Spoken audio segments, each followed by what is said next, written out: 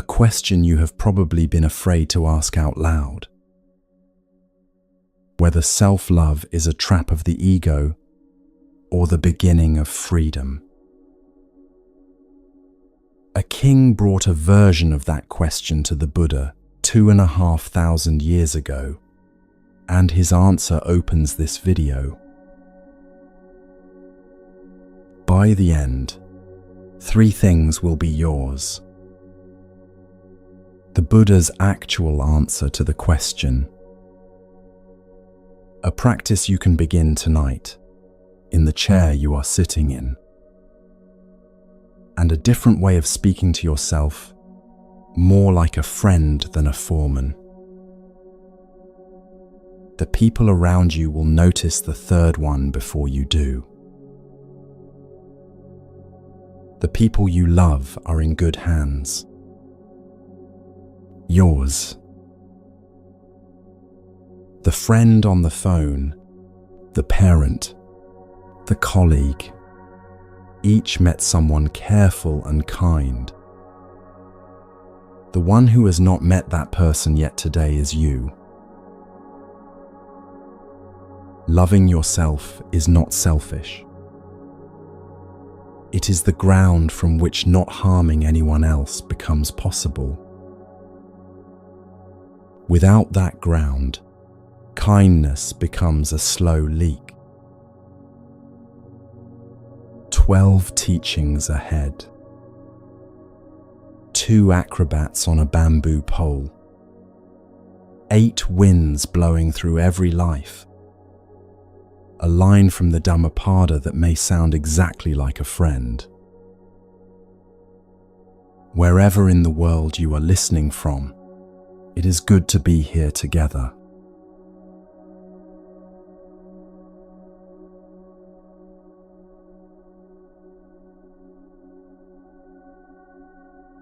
It is evening 2,500 years ago. The lamps in a king's house have just been lit. The king is tired. He has spent the day being feared, which is a tiring thing. He sits down beside his queen and asks her something he has been carrying around all afternoon. It is not a kingly question.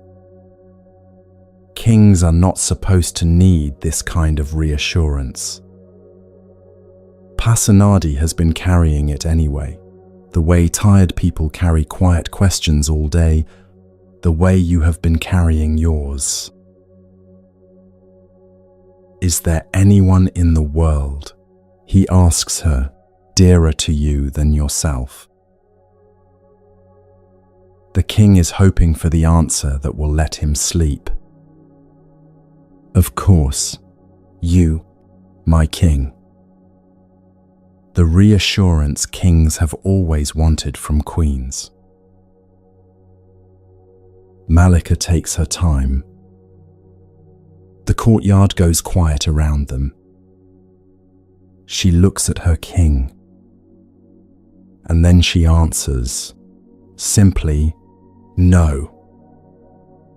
No, my king. There is no one in the world dearer to me than myself. Malika has been married long enough to know the difference between the answer that flatters and the answer that frees.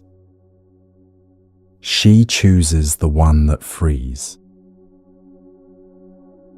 That answer is the doorway we enter together. In the next few minutes, 3 things land. The reason Malika's sentence is canonical and not heretical. The honest name for what your body has been writing down all week. And the question that opens the rest of this video. Malika is being precise. She loves her king as much as she did that morning. What she is doing is telling him, in the privacy of their evening, what is true for every living being who has ever asked the question seriously. Look inside any heart that beats in any body. You do not find anyone dearer than the one whose heart it is. The implication of that single sentence is enormous. Every other being you have ever met, every person you have ever cared for, every face you have ever seen on the street is the dearest thing to itself. Your child is the dearest thing to your child. Your parent is the dearest thing to your parent. The friend on the phone tonight is the dearest thing to the friend on the phone tonight. Malika's sentence does not just describe her. It describes the architecture of every heart in every body across every life. The truth has been in you too. You have been Malika in the moment before she spoke. Knowing it, afraid to say it out loud. Suspicious that to admit it would be selfish, arrogant, dangerous, a kind of betrayal of the people you have been carrying. It is the simplest fact about the heart that beats in your chest. The body in this room is the dearest thing to itself, and you have been treating it as if it were not. The phone has been ringing all week. The friend has been calling. The parent has been worrying. The colleague has been needing reassurance. Each one met someone careful, patient, kind. The one who has not met that person yet today is the one whose breath you can hear right now, if you slow down enough to listen. Notice the shoulders. They have been holding something all day they were not built to hold. Different from work tiredness. The other kind. The kind that comes from being available, hour after hour, while quietly forgetting that someone in the room was waiting for the same kindness from the same hands. You. Notice the slight clench in the jaw, even now. The shallow breath that has been the default for so long that a deep breath feels foreign when you try it. The faint headache that arrives whenever you stop moving. The brittleness in the voice when someone catches you off guard. These are the body's quiet receipts for what has been spent without being replaced. Most people never take this look. They go through entire decades being the careful one, the available one, the one everyone calls, and they never pause to notice that the inhabitant of their own body has been waiting at the back of the queue all along. The body grows quieter. The smallness deepens. The person becomes, over years, a kind of skillful absence at the center of their own life. Tonight is the night that pattern is interrupted. Not by force, by a single honest look. There is a particular smallness that grows in someone who has been the careful one for too long without being met with the same care. It does not look like resentment. It looks like efficiency. The careful one stops asking for things, stops mentioning what they need, stops believing, at the level the belief actually operates, that what they need is real. The smallness is what makes a person able to keep giving for years without anyone noticing how thin they have become on the inside. The smallness shows up in tiny moments most people do not register as related. standing at the cupboard at midnight choosing the cracker because the meal would have asked too much, apologizing for taking up time on a phone call that the other person initiated, saying I am fine when the body has not been fine for weeks. Each small move is the smallness keeping its job, running the careful one efficiently into the ground. Malika did not have that smallness. Malika knew exactly what she was worth. The king, when he heard her answer, did not punish her for the knowing. He did something more interesting. He sat with what she said. He turned it over. And then he took the question to the Buddha. We come back to that meeting in the third teaching with the care it deserves. For now, what matters is the canonical fact. The Buddha did not contradict Malika.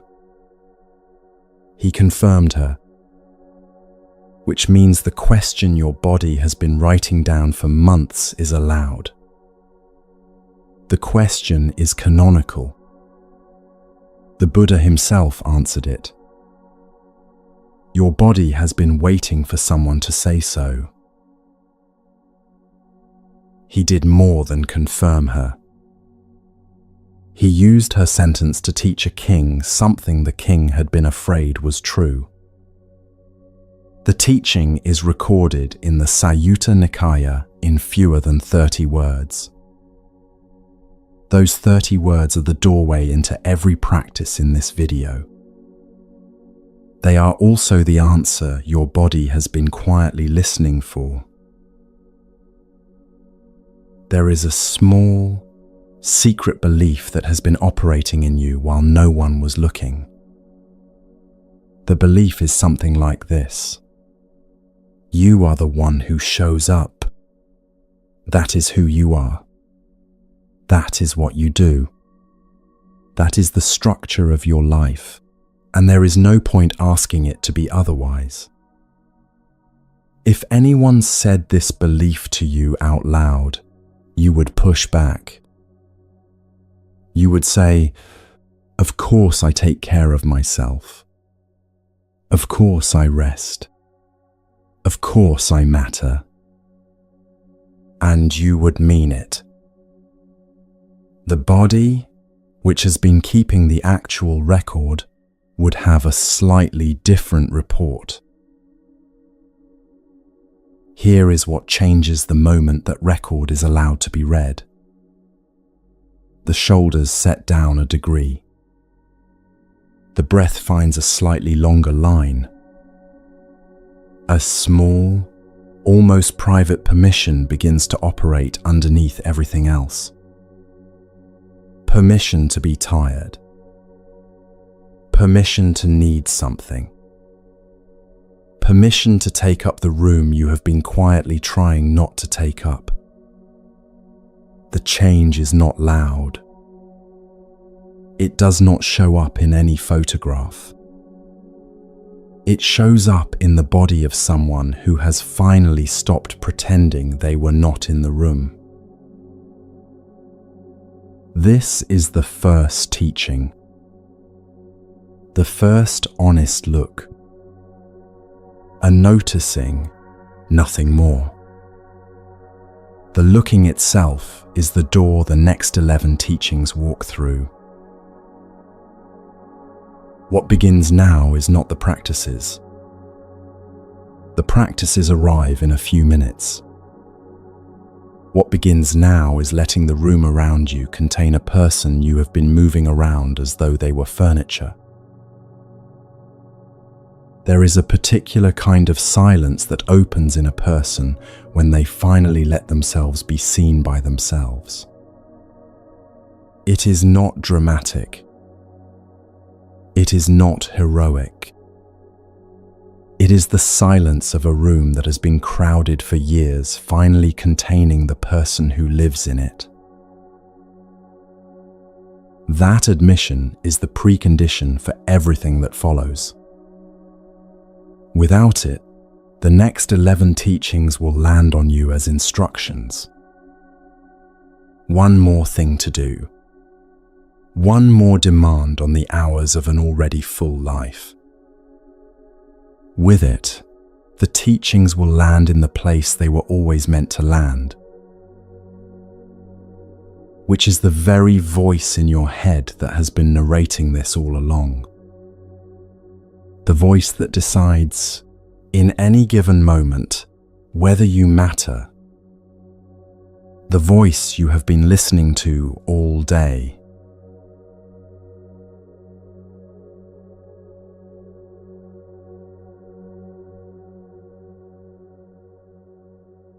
You should have done more. That is the kind of sentence the voice in your head says, in some version, 100 times a day. You should have stayed longer. You should have remembered. You should have been more patient. You should not have eaten that.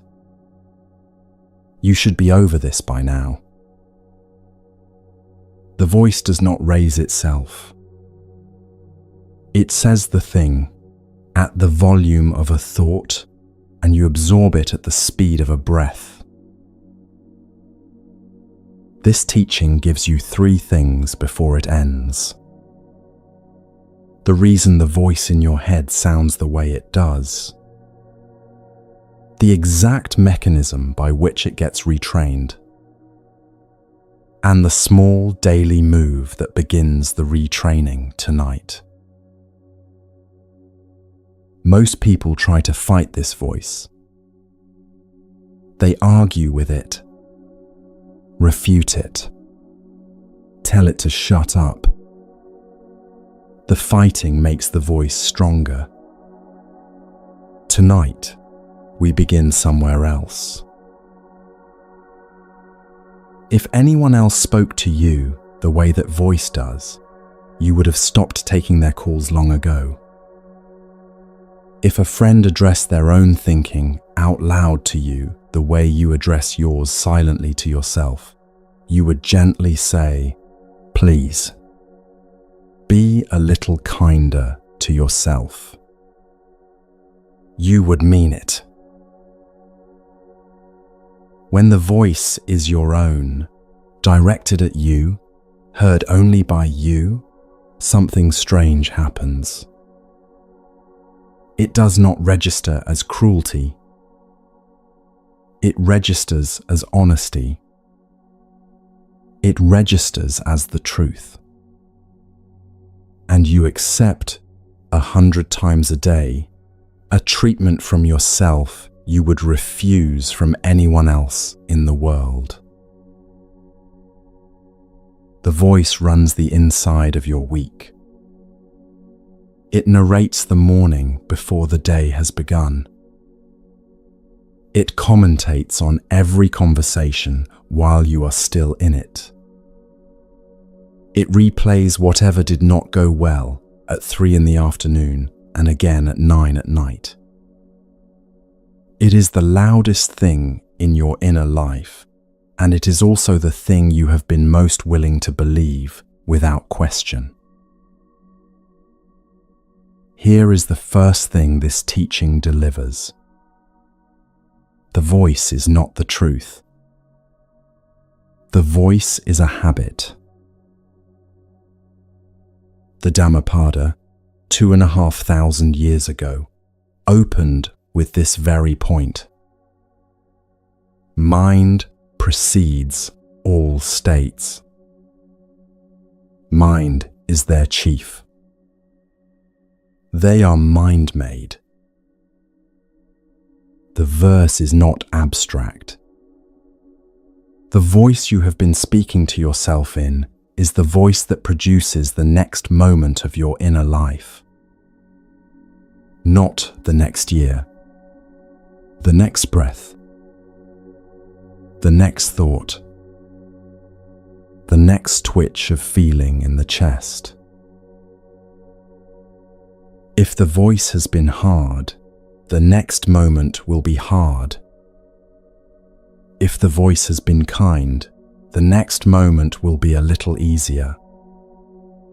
Buddhism is not asking you to believe this. It is asking you to test it. Now, the deeper question. Why does the kind voice feel foreign when you would never make a home for anyone else from the same materials the harsh voice makes for you? Buddhist teaching has a precise word for what is happening. Anusaya. A habit that has become a groove, a tendency lying beneath the surface of awareness, ready to wake at the first opportunity. The way a sleeping dog wakes at the first footstep, even when it has been silent for hours. Your harsh inner voice is an anusaya. It has been there a long time, probably formed before you had any say in the matter.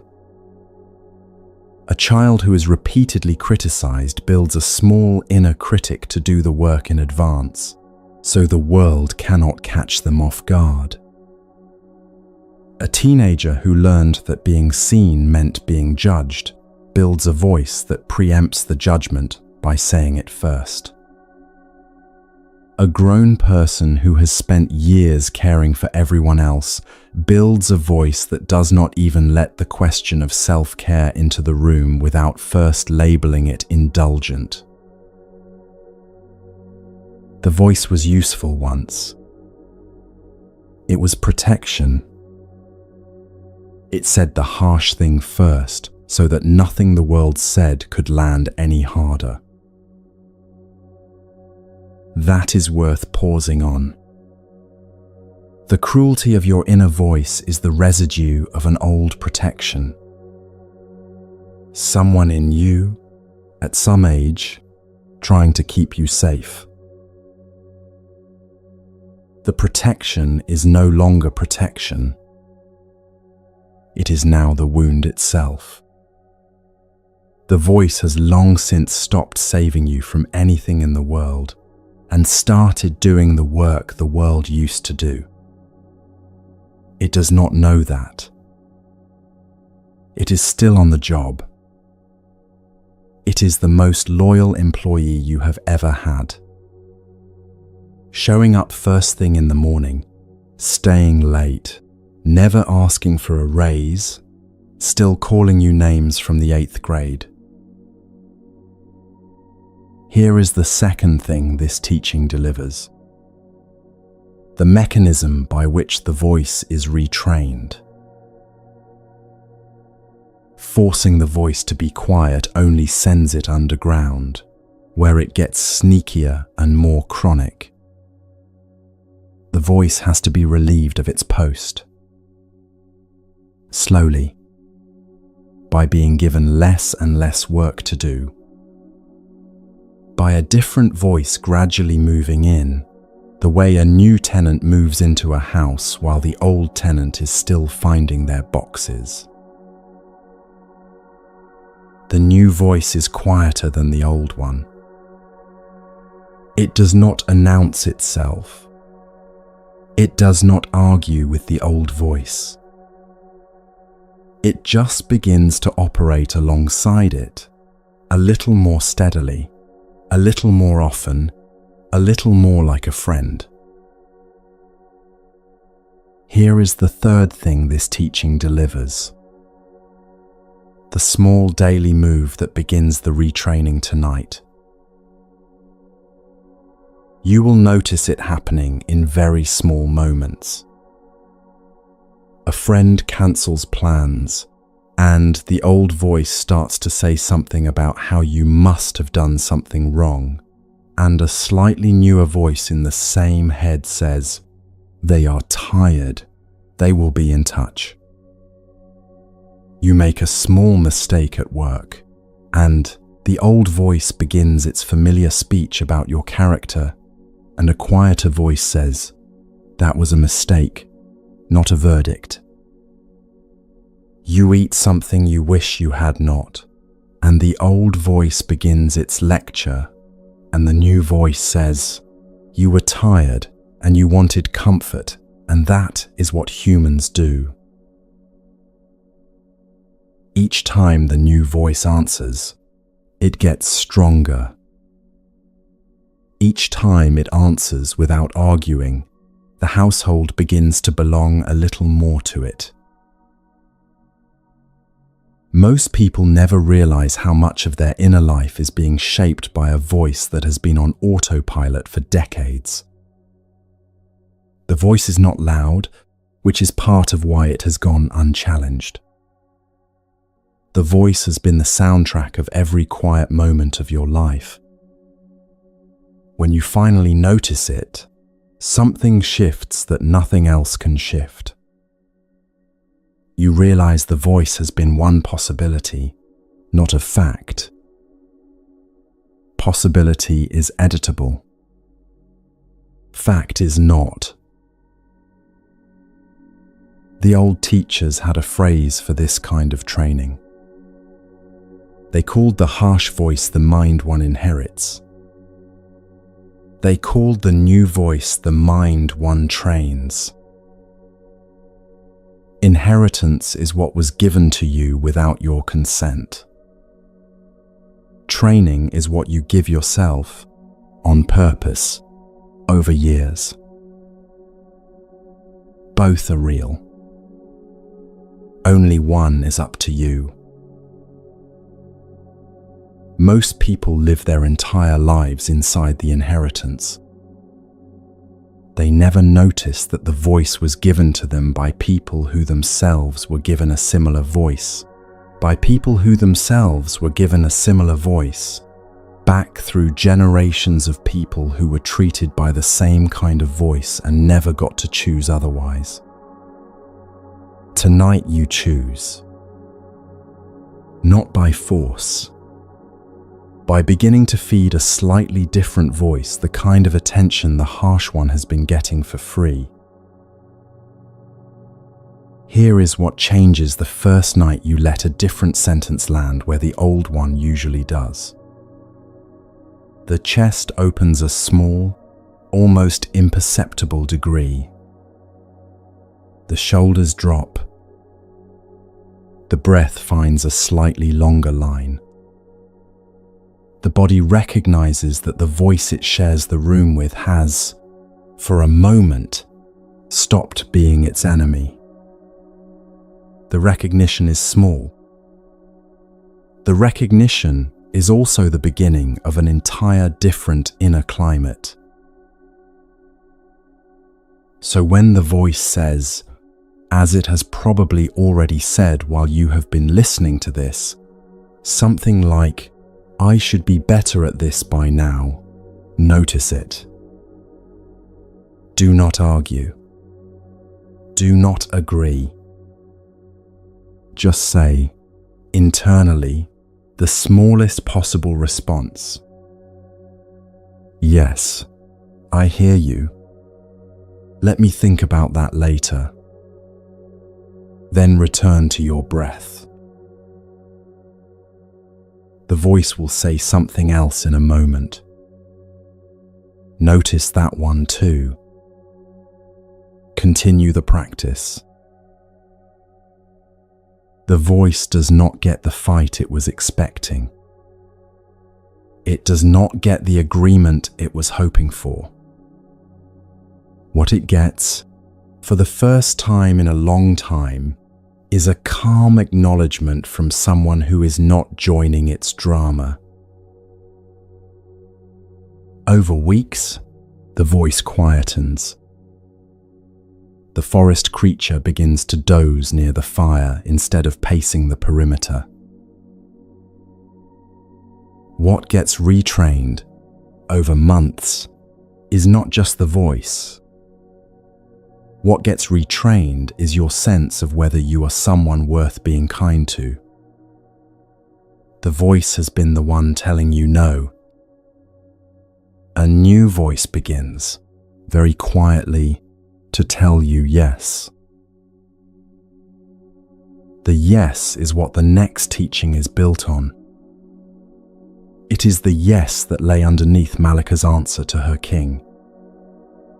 It is the yes the Buddha confirmed when the king brought him the question. The third teaching delivers the Buddha's actual sentence. The question itself becomes, for the first time in a long time, answerable.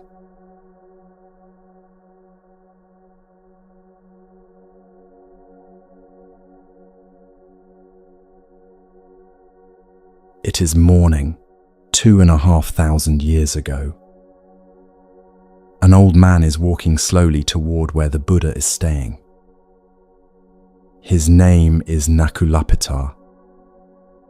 He is a householder, not a monk, not a king, just an ordinary man, old now, with a body that has begun to fail him. The morning is bright. The road is dusty. The old man has had to stop twice to rest before he reaches the small monastery where the Buddha is staying for the rains. He has been thinking about something all night, the way old men do when the body keeps them awake with its small failures. He has rehearsed the question in his head and dropped it twice as too much to ask. Now he is here. He has been a husband for many decades. He has been a father. He has spent a long life caring for his family, paying his taxes, doing the things householders do. Now the body is broken. The strength is gone. Most days hurt in ways that did not hurt before. He comes to the Buddha and says, in the canon's own words, something like this: Lord, I am old, aged, burdened with years. My body is afflicted. Please give me a teaching that will benefit me for a long time. The Buddha receives him the way the Buddha receives anyone who has come a long way to ask one true question. No ceremony, no correction, no suggestion that the question should have been asked sooner. Just attention. The kind of attention an old man has not been given in a long time, in a household where everyone needs something from him. This is the moment we are dwelling within. In the next few minutes, 3 things land. The Buddha's exact answer to a man who has nothing left to give. The doctrine that confirms what your body has been waiting to hear. And the bridge into the practice that begins in the next teaching, in the chair you are sitting in. Most people who come to the Buddha in the canon are healthy monks with time on their hands. Nakulapita is different. He is who the canon does not always foreground. The tired householder. The person who has carried. The person who has given so much for so long that there is barely a body left to ask the question with. He is also, for our purposes tonight, you. The Buddha looks at the old man. He does not give him a long discourse. He gives him one sentence. Train yourself thus, the Buddha says. Though my body is afflicted, my mind shall not be afflicted. That is the entire teaching. Hear it again, in your own voice this time.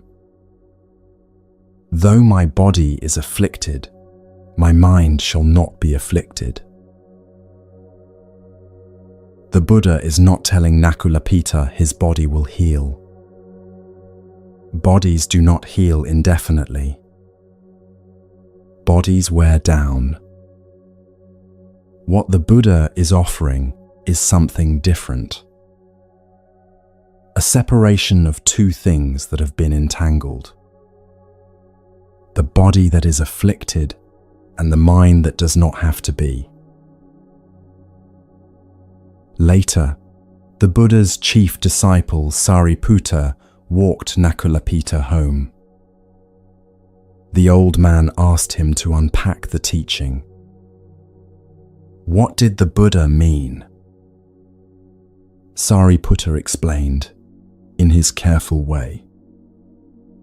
The body is afflicted when one identifies with the changing parts of experience as if they were the self.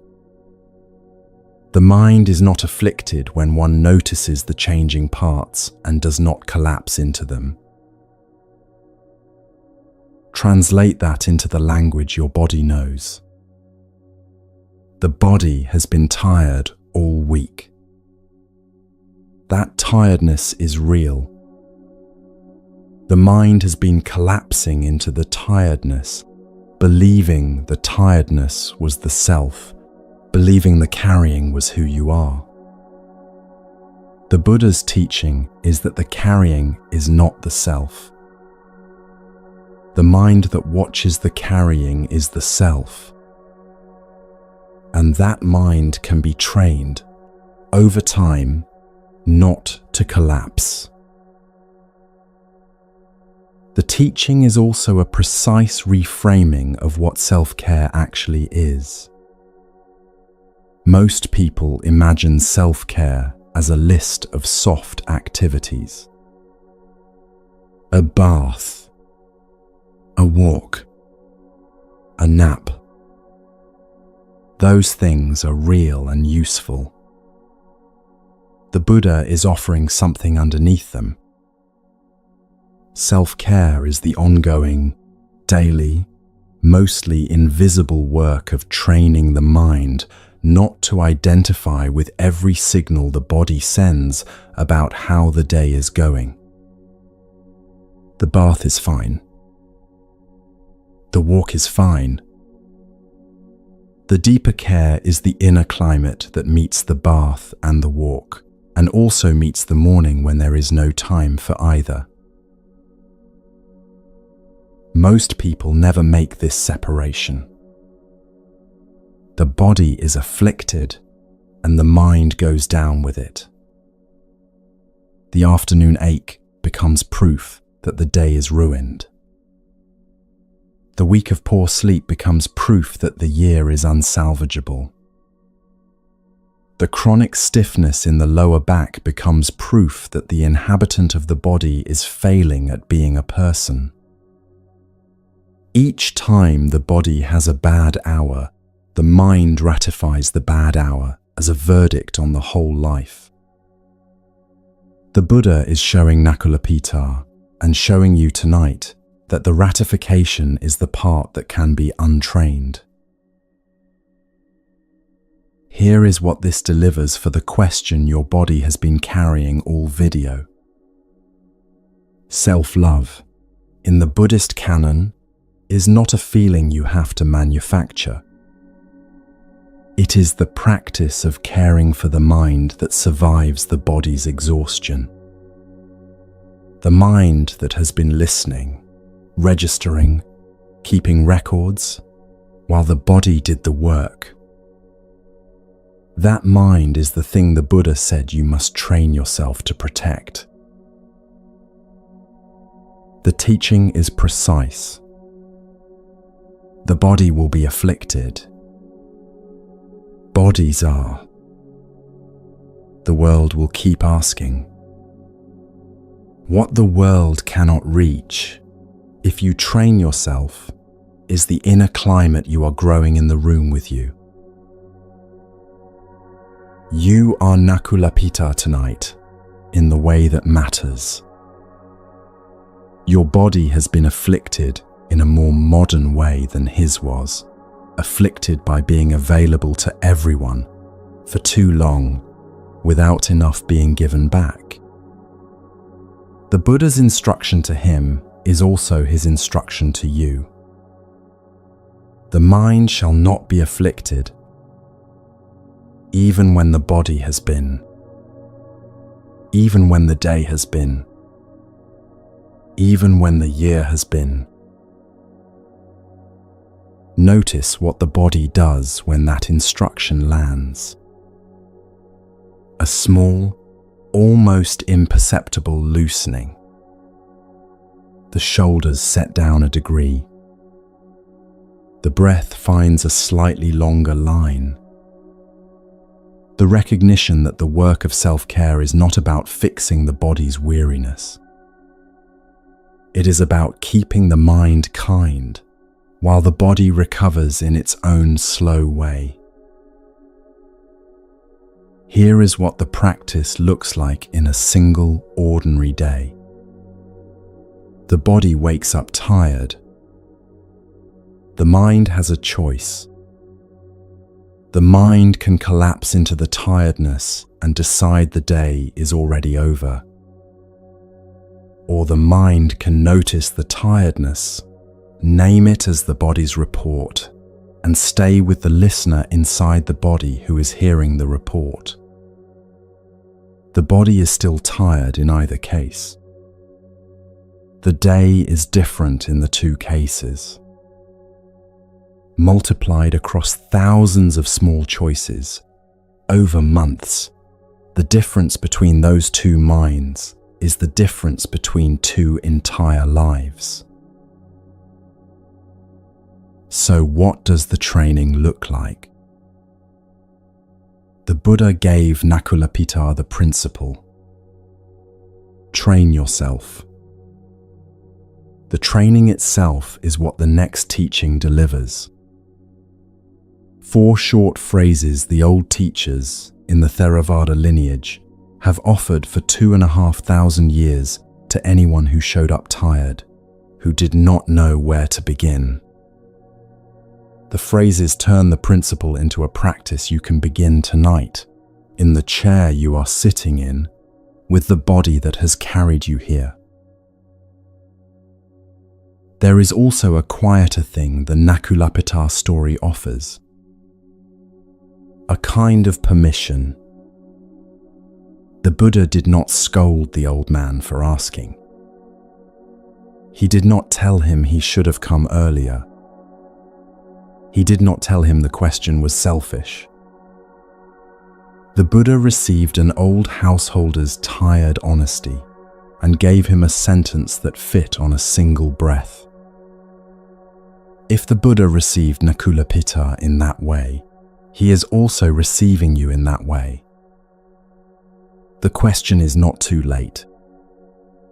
The teaching is not reserved for monks. It was given, in the canon's own pages, to a tired householder who could not have known his sentence would still be in someone's ear 2,500 years later. Yours. Nakulapita went home that day with a single sentence in his ear. The sentence outlived him. It outlived the empire he was a citizen of. It is in your ear now. Train yourself thus. Though my body is afflicted, my mind shall not be afflicted. The training begins in the next teaching, with 4 short phrases that fit on a single breath each. The same phrases the old teachers offered for everyone who came after Nakulapita. Tonight you join them.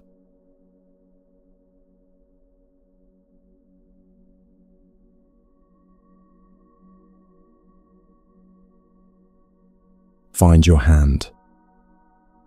Bring it to your own chest. Let the palm rest where you can feel a small, steady movement that has been keeping you alive since long before you remember being alive. This is where the practice begins. Not in a meditation cushion, not in a special hour, in the chair you are sitting in, with the hand you have on the chest you have. This teaching gives you 3 things before it ends. The 4 phrases you can begin saying tonight. The reason the practice begins with you and not with anyone else. And the small mechanism by which a body that has been spoken to kindly stops being a body at war with itself. Without it, every other practice the canon offers becomes another job for the careful one to perform. With it, the rest of the path becomes possible. Most people who hear about loving-kindness practice do it wrong. They start by trying to send metta to a difficult colleague, or to a person who has hurt them, or to all beings in all directions at once. The practice has no chance. The well is dry. Tonight, we begin where the well actually exists. The practice was given by the Buddha in a teaching called the Karaniya Metta Sutta. A mother, the sutta says, would protect her only child with her life. Even so, let one cultivate a boundless heart toward all beings. The metaphor of the mother is not chosen casually. A mother does not love her child because the child has earned it. A mother does not measure the love against what the child returns. The love is given without account keeping, moment by moment, for as long as the child is alive.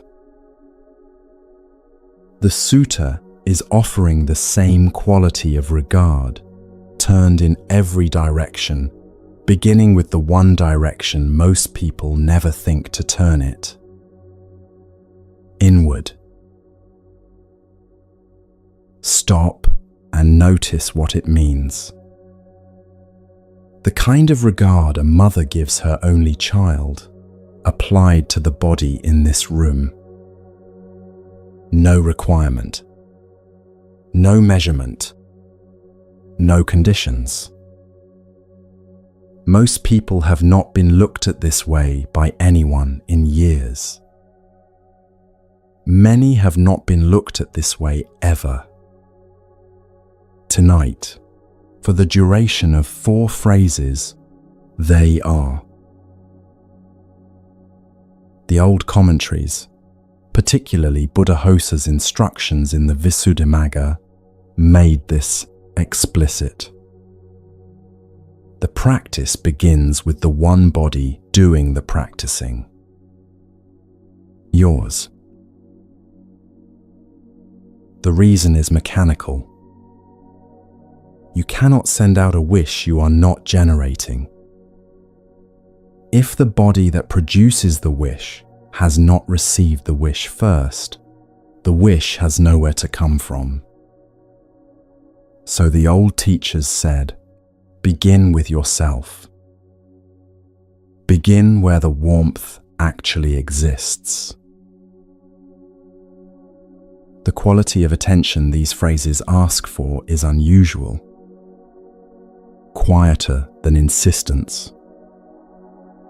The attention you would give a sleeping child if you wanted them not to wake. The body recognizes that quality even before the words do. Forcing the practice breaks the spell. Skimming past it does not reach the body being addressed. The practice itself is the kindness. The phrases are how the kindness gets a shape. Each repetition refines the shape a little further. Here are the 4 phrases. Each fits on a single breath. Each is offered inwardly, directed at the body in this room. May I be safe. Let that sentence sit on the chest under the palm. Do not analyze it. Do not check whether you mean it. Do not check whether you deserve it. The phrase is doing its work whether or not the voice in your head approves. Notice if it sounds like a lie. If it does, notice that the lie is in the listener, not in the sentence. The sentence is true. Safety is something everybody deserves. The listener inside you, who has been told for years that asking for safety was selfish, is the part of you that is being slowly corrected, one breath at a time. Notice if the body has shifted at all. A small softening at the back of the neck. A breath that is 1 centimeter deeper than the last. The body recognizing the phrase before the mind has decided whether to believe it. May I be well. There is sometimes a small, almost imperceptible response in the chest under the hand. Quieter than enthusiasm. A small acknowledgement from a part of you that did not know it was being included in the conversation. May I be at ease. This 3rd phrase is often the hardest for people who have spent their lives being useful. Ease feels like something you have to earn. Ease feels like a vacation rather than something the body is already entitled to. The phrase asks for something the voice in your head has refused to allow. Let it be asked anyway. Let the phrase open the door even if the inner critic refuses to walk through it. May I be free from suffering. This last one is the canonical wish at the heart of the entire practice. An old wish, spoken by countless practitioners, in countless rooms, in countless centuries, in every language Buddhism has ever traveled into.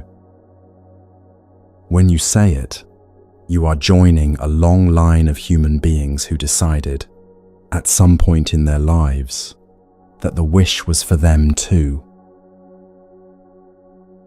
Take a few slow breaths now, with the hand still on the chest. Let the 4 phrases cycle gently in the body, at whatever pace feels possible.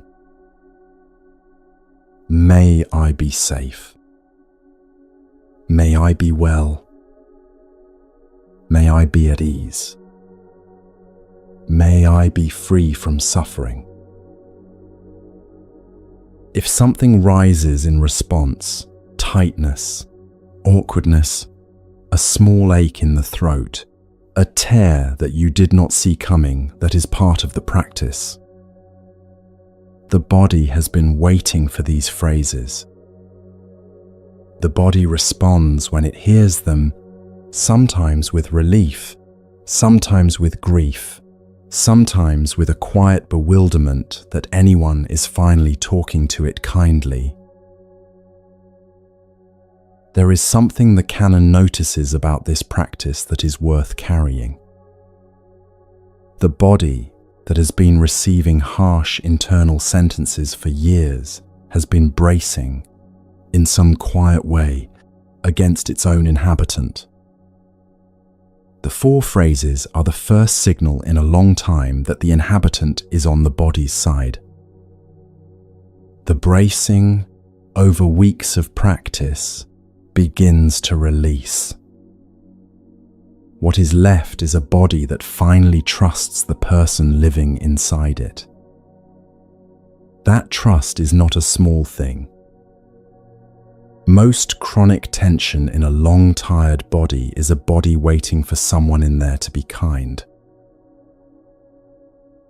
If you feel resistance, that is also part of the practice. The harsh voice from the second teaching may show up here. It may say, "Who do you think you are?" It may say, "This is silly." It may say, "This is for other people who have time for it." Notice the voice. Continue the phrases anyway. The phrases do not require the voice's permission. Here is the small mechanism that is actually happening. Every time you direct the 4 phrases inward, a small circuit in the heart-mind is being trained. The circuit is the one that decides whether you are a being to be cared for or a being to be ignored. Most people have spent their lives running the second circuit. The phrases are how the first circuit gets practice. Over weeks, the first circuit gets stronger. Over months, the body begins to default to it more often. Over years, the inner life of the practitioner shifts in ways visible to the people around them, long before they are visible to themselves. The phrases work slowly. They do not transform you on the first reading. What they do is shift the climate of your inner life, a degree at a time, over weeks and months. Said before sleep, they soften the night. Said in traffic, they widen the small space between event and reaction. Said during a difficult conversation, they remind you that the difficult person across from you is also a being to whom this wish can be extended. The Buddha's teaching mentions 11 natural benefits of regular metta practice. Sleeping peacefully, waking peacefully, dreaming pleasantly, being dear to humans, being dear to non-humans. The list is long because the change is real. The change does not show up in any photograph. It shows up in the texture of the days. A morning that feels lighter than yesterday's. A conversation that did not flatten you the way the same conversation would have a month ago. A small, almost private sense of being on your own side when nothing in particular has happened. These are the changes the practice produces. They do not arrive as fireworks. They arrive as climate. There will be days when the phrases feel hollow. The voice will tell you that you are wasting your time, that nothing is happening, that you should be doing something more concrete.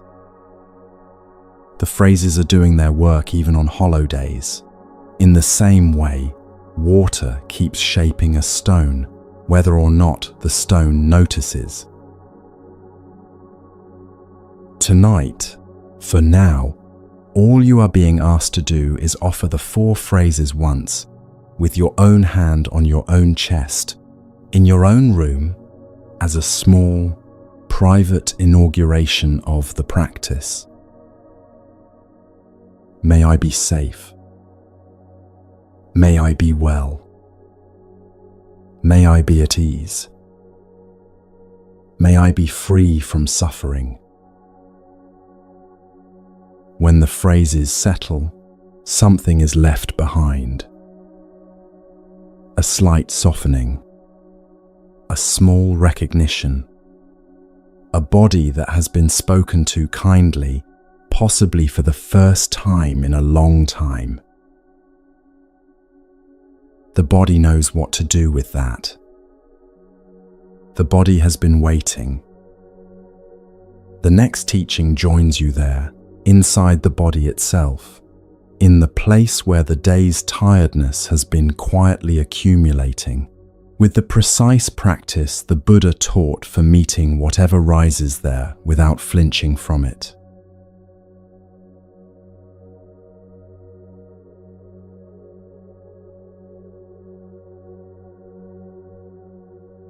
Feelings last seconds. Suffering lasts hours. The difference between the two is what your mind has been adding to the original feeling for as long as you can remember. The Buddha had 3 words for what is actually there before the mind starts adding: pleasant, unpleasant, neutral. That short list is the entire opening vocabulary of one of the most important practices in the canon. 3 categories. Nothing more. Yet most of the suffering you have lived inside of this week is built out of the mind's refusal to leave the list at 3. This teaching gives you 3 things before it ends. The Buddha's exact word for what the body has been reporting all day. The single second of practice that interrupts the mind's habit of adding. And the small mechanism by which a feeling that has been held for years stops being held. Most people fight their feelings. They push away the unpleasant. They grasp at the pleasant. They run from the neutral. The fighting is what produces most of the suffering they are trying to escape. Tonight, we begin a different practice. The Buddha called it Vedana. Vedana is the basic feeling tone of any moment of experience, sorted by the canon into the same 3 buckets you have already met. Pleasant, unpleasant, neutral. The simplicity is the point. Most people experience their inner life as a tangle of named emotions, each with its own color and story. Underneath those colors, the canon insists, are only 3 feeling tones. The story is what the mind adds. The tone is what the body has. The practice strips the tangle back to the tone. Most people never make this distinction. The body sends a signal. The mind absorbs it and adds a story. The story becomes the new reality. A tight chest becomes proof the meeting will go badly. A heavy stomach becomes proof that the relationship is doomed. The body's actual report is buried under the story the mind is telling. Tonight, we begin to separate them again. The practice is to notice, in any given moment, which of the 3 is present. Not to fix it. Not to argue with it. Not to amplify the pleasant or push away the unpleasant. Just to know which one is there, the way you might know what the weather is outside without insisting it be different. This sounds almost too simple to be a Buddhist teaching. It is the second of the 4 foundations of mindfulness in the Satipatthana Sutta, right after the body itself. When the canon ranks something second on a list of 4, the teaching is not optional. Here is why. The harshness in your inner life is not built directly out of events. It is built out of your relationship to the feeling tone of those events. Something pleasant arrives and you grasp it. Something unpleasant arrives and you push it away. Something neutral arrives and you go looking for something more interesting. All 3 reactions create the same outcome, a body in motion against the moment that is here. When you stop reacting and start noticing, the body has somewhere to land. Pleasant becomes pleasant, received, let go of as it passes. Unpleasant becomes unpleasant, received, let go of as it passes. Neutral becomes neutral, received, allowed to be ordinary. Try it now. Pick the most uncomfortable feeling that has been with you today. Notice it. Notice the temperature of it. Notice whether it is heavy or light, wide or narrow, still or moving. Notice, using the only vocabulary the practice asks for, whether it is pleasant, unpleasant, or neutral. Probably unpleasant. That is fine. Unpleasant is the right word. The work is to let the feeling be unpleasant, in the body that is also yours, while the inhabitant of that body sits with it kindly. Here is what long-time practitioners eventually report. When you stop fighting the unpleasant, it changes.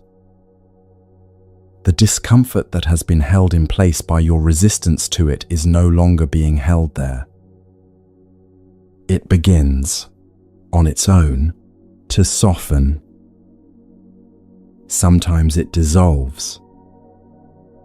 Sometimes it shifts to another part of the body.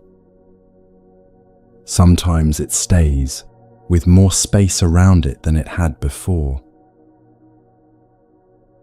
Most of the chronic discomfort in a long, tired body is not the original feeling.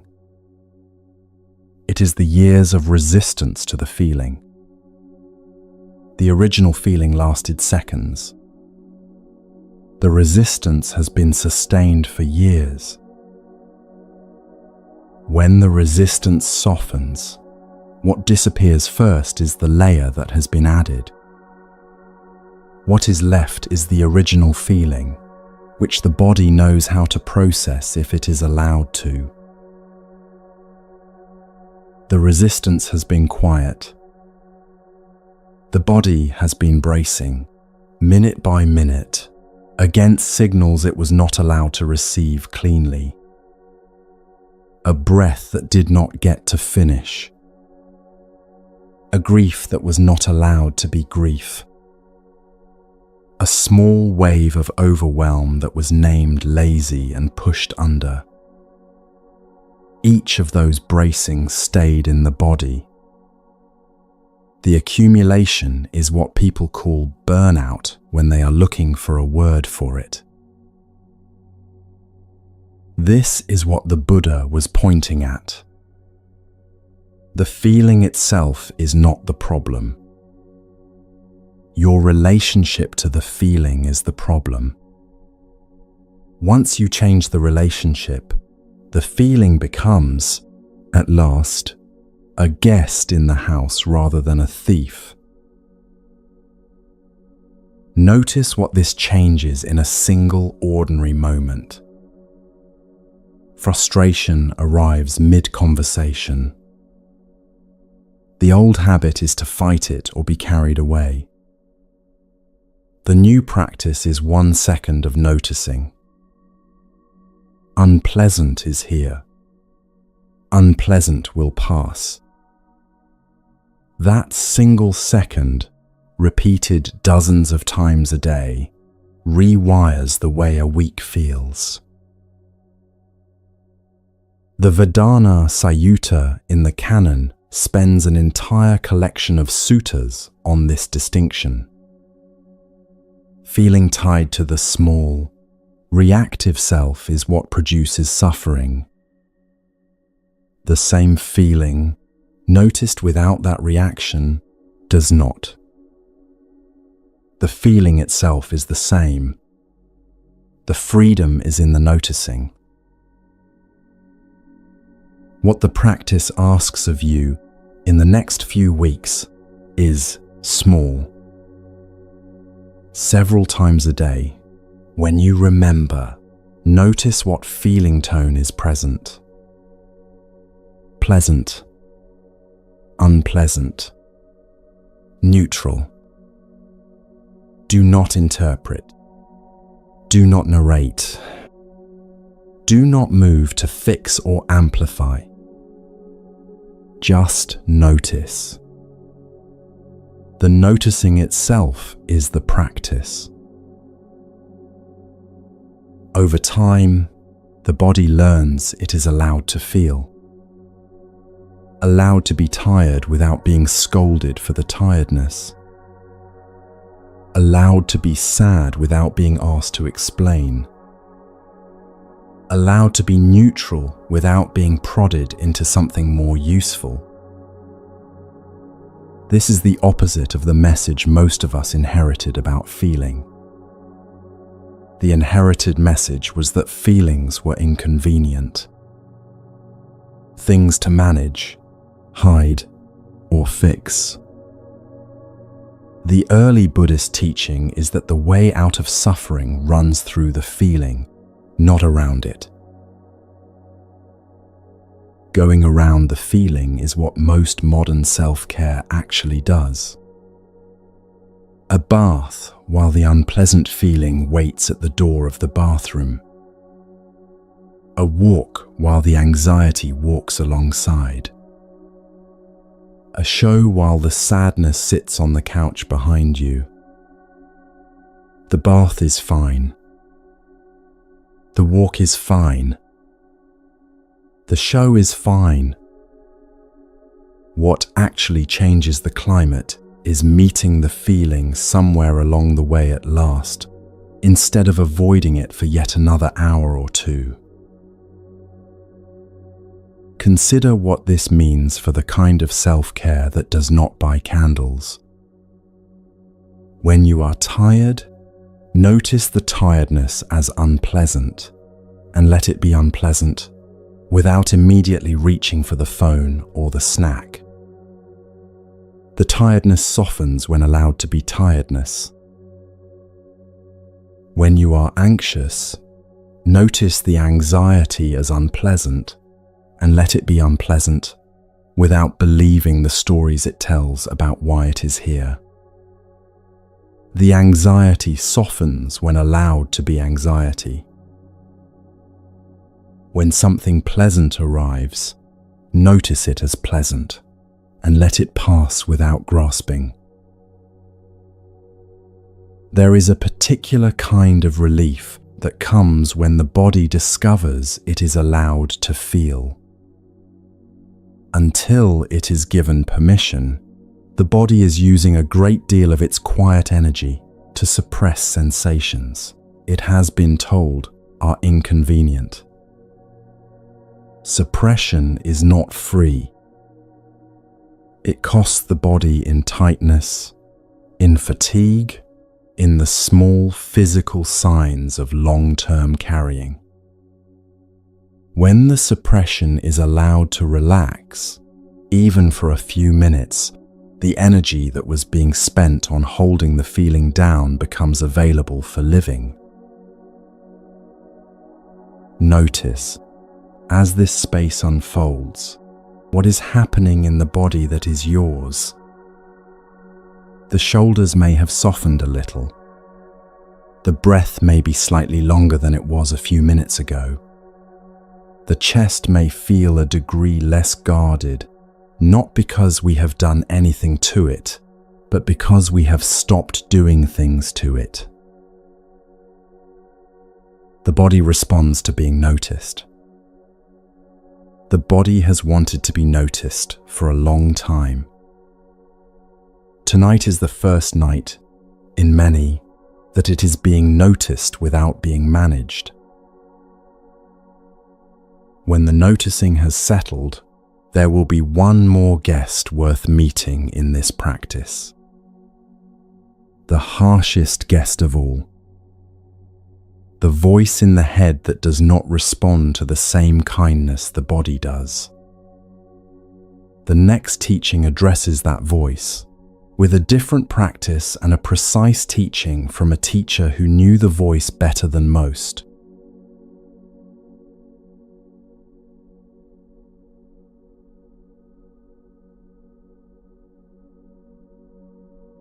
If a thing can be fixed, fix it. If it cannot be fixed, find peace with it. Either way, the harshness in your head adds nothing. That is a paraphrase of one of the most useful sentences ever written about inner suffering. It was written in northern India in the 8th century by a Mahayana monk named Shantideva. His book, the Bodhicariyavatara, is still being read by anyone serious about working with their own mind. The sentence is from chapter 6, on patience. The previous teaching trained you to meet the body's feelings. The voice in your head is a different problem. The voice is faster than feeling. The voice is sneakier. The voice is the part of you that has been arguing with you the longest, and arguing with it directly only makes it louder. This teaching gives you 3 things before it ends. Shantideva's exact logic for why the harshness in your head is irrelevant to anything you are trying to fix. The image from the Thai forest tradition that explains why the voice has stayed loud for so long. And the small, practical move for meeting the voice in a way it has never been met before. Sit with Shantideva's logic for a moment. If the thing the voice is criticizing you for is something you can change, the work is to change it. The harshness about it is just extra weight on top of the work. If the thing is something you cannot change, the work is to find peace with it. The harshness about it is just extra weight on top of the acceptance. Either way, the harshness has no job to do. It is not motivating you. It is not making the situation better. It is doing nothing useful. All it is doing is adding a second layer of suffering on top of whatever the original difficulty was. The original difficulty, whatever it was, has now been doubled. This is a precision tool.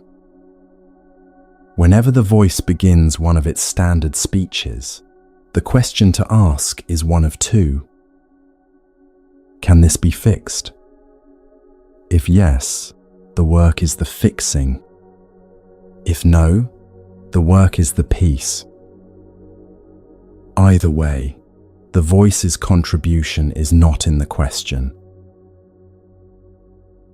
Try the logic on something specific. The voice is replaying a conversation from this morning. Can the conversation be changed? No. So the work is to find peace with the version that happened. The harshness about it, repeated all afternoon, changes nothing. The voice is rehearsing something you did badly last week. Can it be improved going forward? Yes. So the work is to make the next version better. The harshness about the previous one contributes nothing to the next. Most people skip this question. They get into a wrestling match with the voice instead. They argue. They refute. They tell it to shut up. The voice gets louder every time. It has been winning the wrestling match for years. Most people never make peace with the voice. They live their entire lives inside a wrestling match they cannot remember starting. The voice gets the last word at night. It gets the first word every morning. Decades of this leaves a person tired in ways sleep cannot fix. Tonight you step out of it. Not by winning the match, by stopping it. Ajahn Chah, a Thai forest teacher who lived in the 20th century, had an image for what is happening. The mind is a wild forest creature. Chase it, and it runs deeper into the forest. Fight it, and it bites. Starve it, and it gets meaner. The only way to bring a wild creature close is to sit very still in a clearing, with food in your hand, and let it choose to come to you. The voice in your head is a wild creature. It has been chased, argued with, shamed, ignored, and occasionally agreed with, but never simply met. When you begin to meet it without fighting it, the creature becomes confused. It is used to being engaged. Being witnessed without engagement is something it has not encountered before. The practice for meeting the voice is not complicated, though it is patient. When the voice says, "You should have done more," you do not argue with it. You do not say back, "I did enough." You do not say, "Shut up." You say, internally, something like, "I hear you." Yes, I notice you are saying that again. And then you continue with whatever you were doing. The voice does not get the fight it was expecting. It does not get the agreement it was hoping for. What it gets, for the first time in a long time, is a calm acknowledgement from someone who is not joining its drama. The mechanism is precise. The voice is built to provoke a response. Argument feeds it. Agreement feeds it. Shame feeds it. A calm acknowledgement is the one input it does not know how to escalate. Over time, the lines lose their charge. The wild creature has nothing to chase. Notice what happens to the room around the voice when this practice begins. the room becomes larger. The voice, when it is not being fought, shrinks back into being one voice in the room rather than the entire room. You begin to feel space between you and the voice, the way a tired person feels space between themselves and a difficult guest at a dinner party who is no longer the center of the evening. The space changes everything. The space is what was missing. Over weeks, the voice quietens. The forest creature begins to doze near the fire instead of pacing the perimeter. There is one more piece of Shantideva's chapter on patience that is worth carrying. He wrote, in another famous line, that whatever joy there is in this world, all comes from desiring others to be happy. Whatever suffering there is in this world, all comes from desiring oneself to be happy. That second sentence is often misread. Shantideva is not saying that you should not desire your own happiness. He is saying that the small, grasping kind of self-focus, the kind that says, I should be further along, I should be better, I should be different from how I am, is the engine of suffering. The harsh inner voice is exactly that engine, running all day, producing heat and exhaust and very little forward motion. What replaces the engine is patience. The willingness to let yourself be where you are, on the day you are on, with the body you have, with the mind you have, with the small mistakes you have already made today, and the small mistakes you will probably make tomorrow. Patience is not resignation.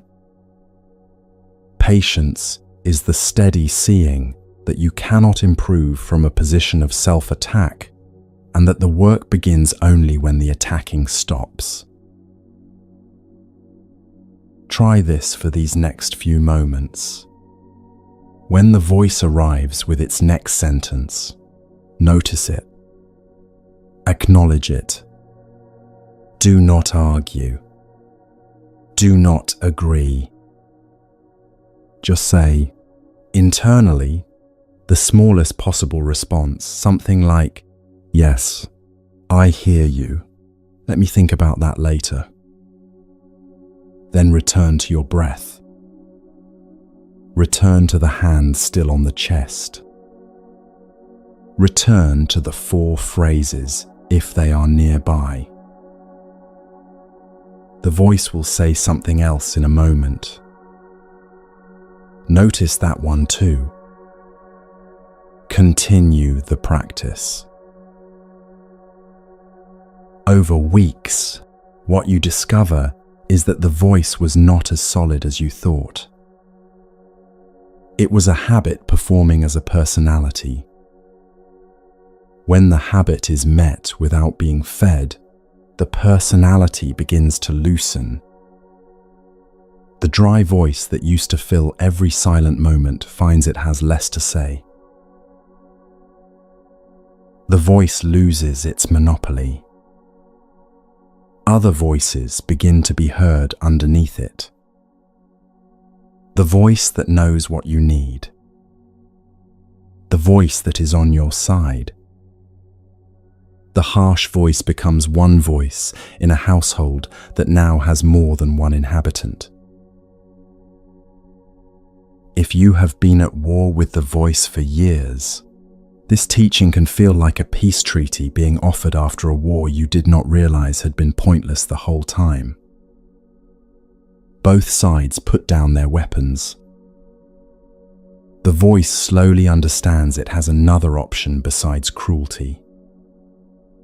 You slowly understand you have another option besides arguing back. A new kind of inner climate becomes possible, not by force, but by the long, slow work of patience. There is something the old commentaries say about this kind of patience that is worth carrying with you. They say that patience with the mind is not separate from love for the mind. The patience itself is the love. The willingness to sit in the clearing, hour after hour, without grasping at the creature, is what the love looks like in practice. Anyone can love a docile mind. Patience is what love looks like when the mind in question has been wild for 30 years. What the patience makes possible in the next teaching is something larger than the inner climate. The work you have just been doing on yourself is also, in a precise way, the work you are doing on behalf of every person you love. Two acrobats balanced on a long bamboo pole are about to make this very clear.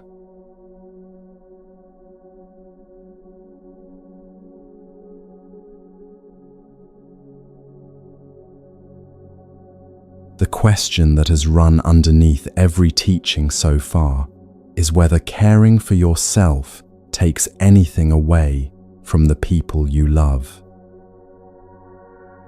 The Buddha answered that question in the smallest story in the canon. Two acrobats, one pole, fewer than 50 words. The story is in the Sutta Nikaya. A teacher tells his student to watch out for him so they can perform safely. The student, respectfully, says no. You watch out for yourself. I will watch out for myself. That way, we both come down from the pole alive. The Buddha, hearing the story, says the student was right. Then he says the line that changes the structure of every relationship you have ever had. Protecting oneself, one protects others. Protecting others, one protects oneself. This teaching gives you three things before it ends. The structural reason your self-care is also care for the people you love. The honest naming of what has been happening when you have been carrying everyone. And the precise reframe that lets the carrying stop being a slow leak. If you have spent your life carrying everyone, this teaching has been waiting for you for 2,500 years. The popular framing of selflessness imagines that the good person sacrifices their own balance for everyone else's. The Buddha's framing says the opposite, for a precise reason. A person who has lost their own balance becomes a danger to everyone they are trying to hold up. Their good intentions are still real. The physics has stopped working. You have been doing what the older acrobats suggested. You have been watching out for everyone, managing balances that were not yours to manage, running across the pole to steady someone else's foot at the cost of your own. The leak shows up in places no one talks about. A patience that wears thin earlier in the evening than it used to. A small, private edge in the voice during conversations you used to be steady in. A delay between hearing a friend's news and being able to feel anything about it. A growing reluctance to pick up the phone, followed by guilt about the reluctance, followed by the call being made anyway. Each of those small leaks is the body telling you, in its own language, that the carrying has been costing more than the giving has been replacing. The Buddha's correction is precise. Watch your own feet. Trust the people you love to watch theirs. When you both do, the performance becomes possible. When you do not, it ends sooner than either of you wanted. Self-care, in this teaching, is structural. It is the only way you and the people you love can both arrive at the end of a long week alive. Try the reframe on something specific from your own week. The colleague who needed an extra 40 minutes of your attention when you had already given them 3 hours that day. The friend who texted late and expected the long reply you have been giving them for years. The family member whose mood you have been managing in advance all afternoon because you have learned what their mood does to a room. Each of those moments is a small place where the older acrobat's instruction has been running. Each is a place where the younger acrobat's correction can begin to operate quietly, without any drama. A different 40 minutes, a different reply, a different way of meeting the family member's mood that does not require you to absorb it before they arrive. If you have been wondering whether all this attention to yourself is somehow taking away from the people who need you, the answer is the opposite. Every minute you spend tonight noticing your own breath, noticing your own feeling tone, letting the harsh voice quieten, is a minute of steadiness you will be able to bring tomorrow to the people who rely on you. Most careful people never make this pivot. They keep running across the pole until something gives. A health event, a relationship that finally splinters under the strain of being unevenly held.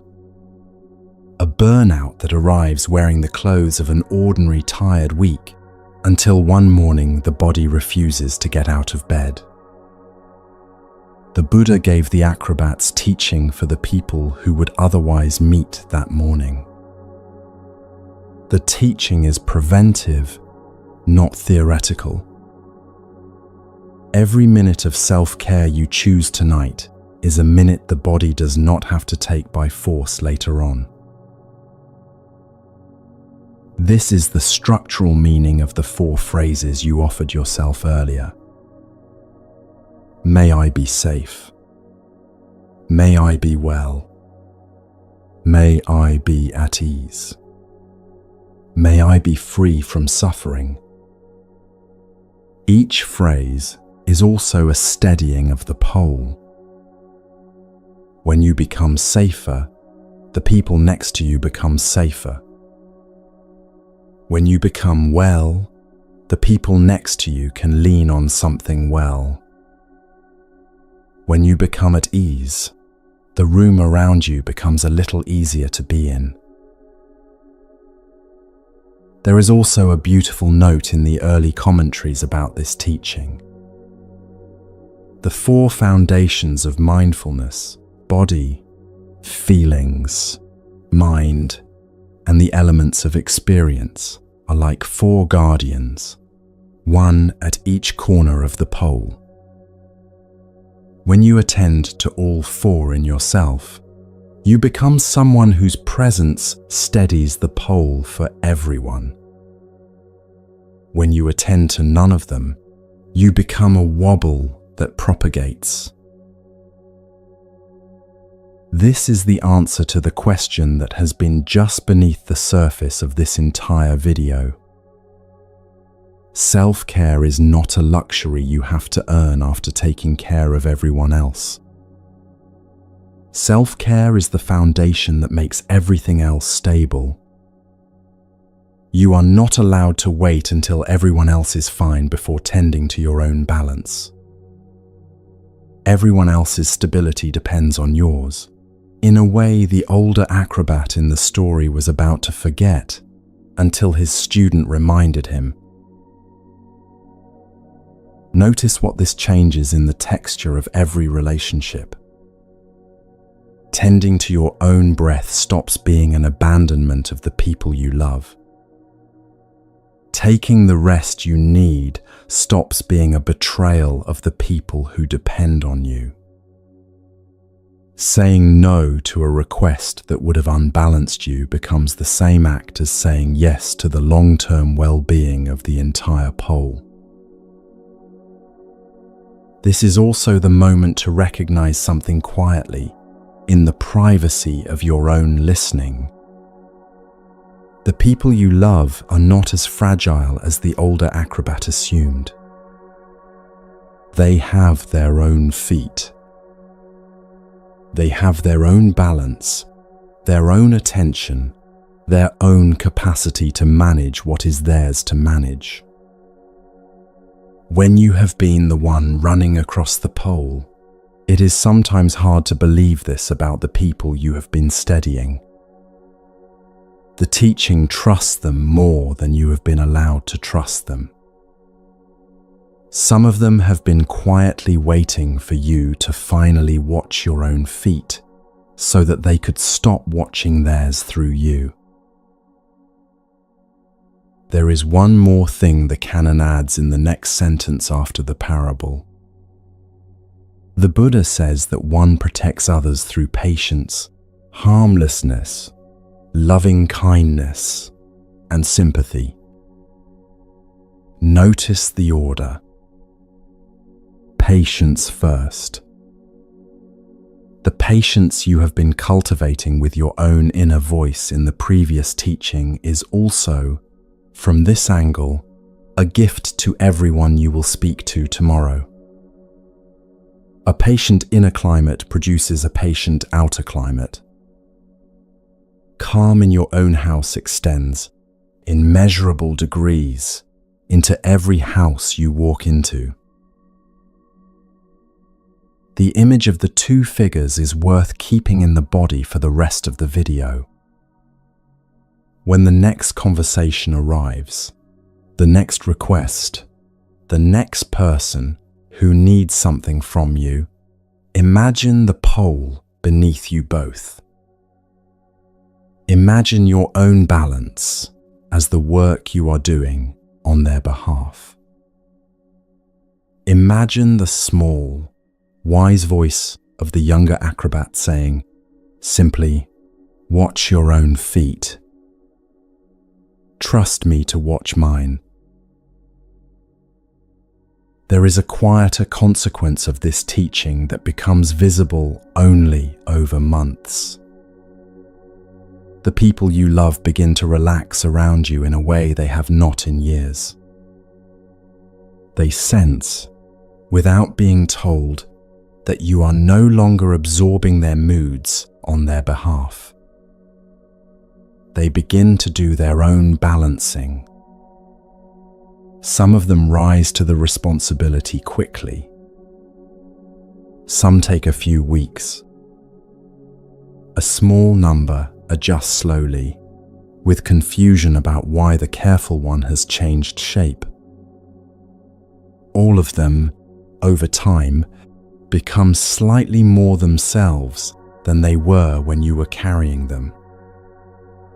The pole steadies in ways the older acrobat could not have imagined when he asked his student to watch out for him. What follows from this, in the next teaching, is the wider weather. Bamboo poles do not balance in still air. Praise lifts you.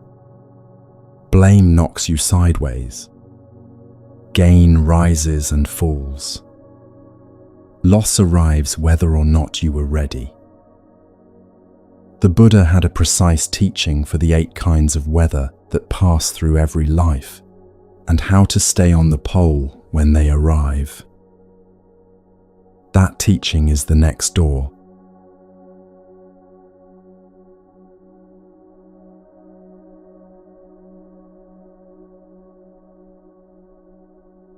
You have been keeping a scoreboard. Most careful people have. The score is whether the people you love are happy with you, whether they thanked you, whether they noticed, whether they called back. The Buddha had a precise teaching for anyone who has been living by that scoreboard. He named 8 kinds of weather that pass through every life and showed why the weather is the wrong place to anchor a life.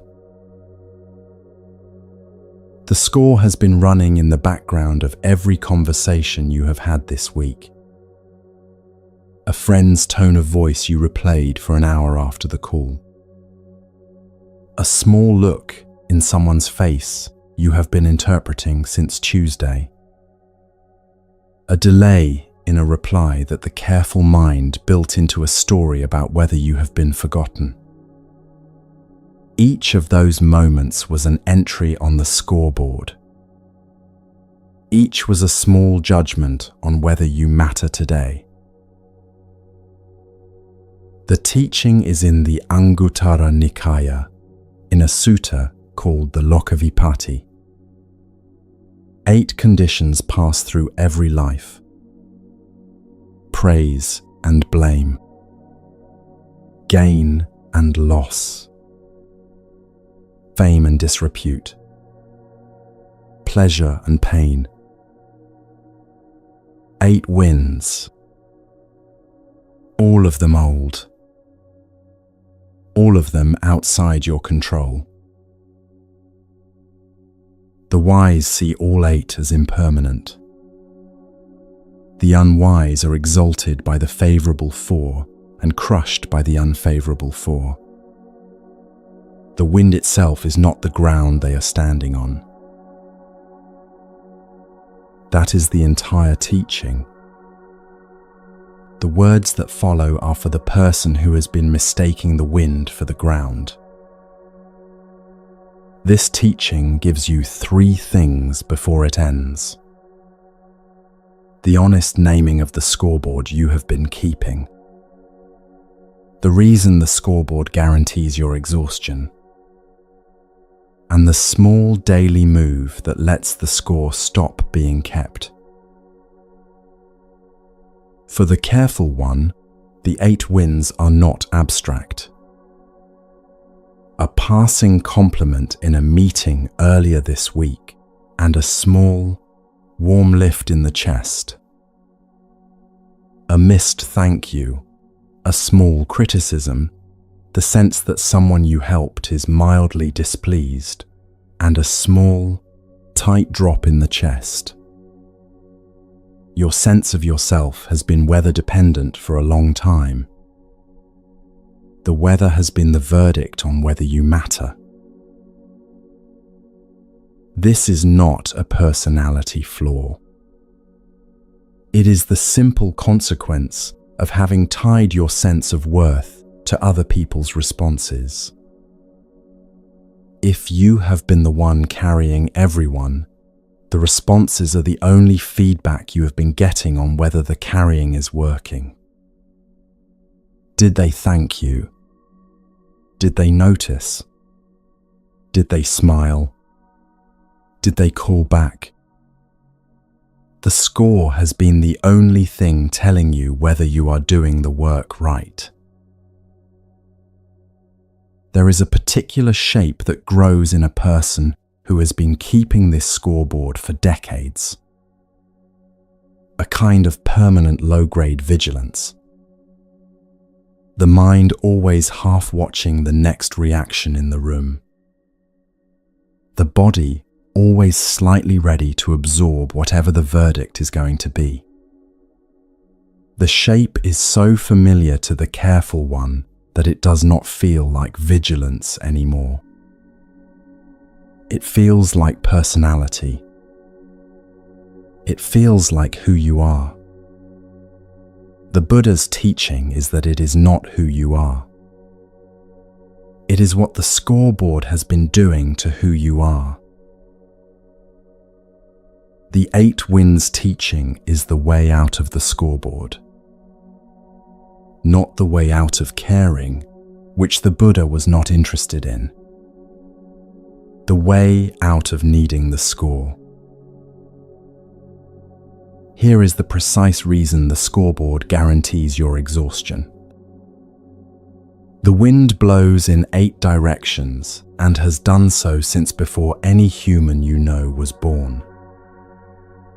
Every careful one in history has experienced the same 8 conditions. Some of the people you have helped will thank you. Others will not. A few will resent you for helping at all. Some will be silent in a way you cannot interpret. The Buddha, in another sutta, noted that everyone in his order received praise and blame in equal measure, regardless of how they behaved. Even the Buddha was criticized. Even the Buddha was sometimes ignored. If the wind did not exempt him, it will not exempt you. For the careful one, the implication is large. No amount of being more available will stop the unfavorable winds. No amount of being more attentive will guarantee the thank yous. No amount of carrying the room will make it reliably approve of you. The strategy you have been running has a ceiling. The ceiling is the 8 winds themselves. Once you see the ceiling clearly, the strategy stops looking like virtue. It starts looking like a quiet form of self-harm. This is the precise reason you have been so tired. You have been working very hard for a scoreboard that was never going to settle on you in your favor. No matter how careful you are, the 8 winds will keep blowing. Some weeks the wind will be at your back. Some weeks it will be in your face. Both are temporary. The exhaustion comes from running every day to keep the favorable wind blowing. The Dhammapada says it in one image. As a solid rock is not shaken by the wind, so the wise are not shaken by praise or blame. The rock is not pretending, the wind is not blowing. The rock is just rock. Heavy enough. Already where it is supposed to be. The rock is also patient. It does not require the wind to stop. It does not negotiate. It simply does not move when the wind moves. The rock is what the careful one becomes when the score stops being kept. The question for the careful one is what makes a person rock-shaped. The answer is everything that has happened in this video so far. The body that has been treated kindly by its inhabitant. The mind that has been spoken to with patience. The feelings that have been allowed to rise and pass without being grasped. The sense of self that no longer needs the thank you to know it has done good. All of these, together, are what makes the rock. Here is the practical move. When you notice a wind beginning to move you, name it inwardly. Praise. blame, gain, loss. The naming itself creates a small step backwards from the wind. You are no longer inside the gust. You are noticing the gust from a place that is slightly steadier than the gust. Over weeks, the naming becomes automatic.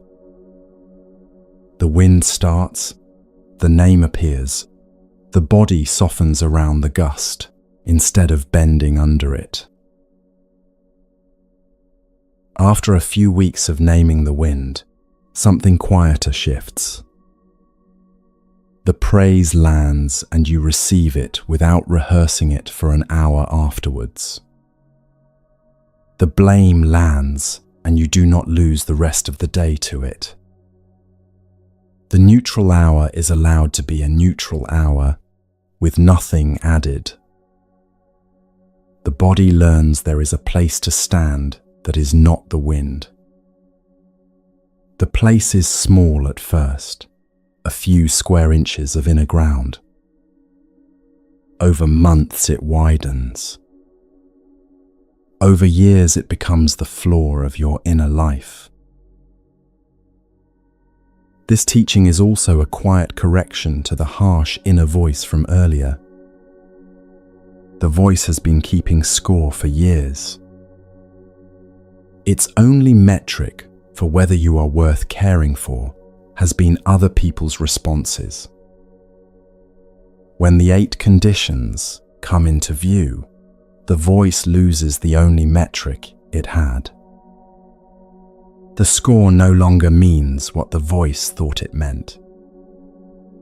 Your worth is no longer up for renegotiation each Tuesday afternoon at 3. Notice what this changes in the texture of every relationship you have been keeping score in. A friend's silence becomes, for the first time, just a friend's silence. Their silence is not a comment on your worth. Their silence is what is happening in their week, which has very little to do with you. A colleague's irritation is not a verdict. Their irritation is the weather inside their body that day. When the score stops being kept, other people's moods stop being readings of your value. They become what they always were, moods passing through other people's bodies, shaped by hundreds of conditions you cannot see. If this teaching feels distant tonight, notice the body's response to it. There may be a small loosening in the shoulders at the suggestion that you do not have to keep score anymore. There may be an old, tired sense of relief at the implication that the missed thank yous of the past few years were not the verdicts they felt like at the time. The body knows what the teaching is offering before the mind can articulate it. Notice that the Buddha did not say the wise are immune to the 8 winds. Immunity is not what is on offer. The wise person feels every gust. The praise still warms. The blame still stings. The loss still aches. What changes is what the wind means. For the unwise, the wind is a verdict on whether their existence is worth keeping. For the wise, the wind is just wind, blowing through a life that is already settled into its own ground. What the 8 conditions reveal in the next teaching is one specific practical move that becomes possible when the score is no longer being kept. A small word. 2 letters, in English. A word your body has been asking you to say for a very long time, while your mind has been talking it out of you. The next teaching gives that word back to you.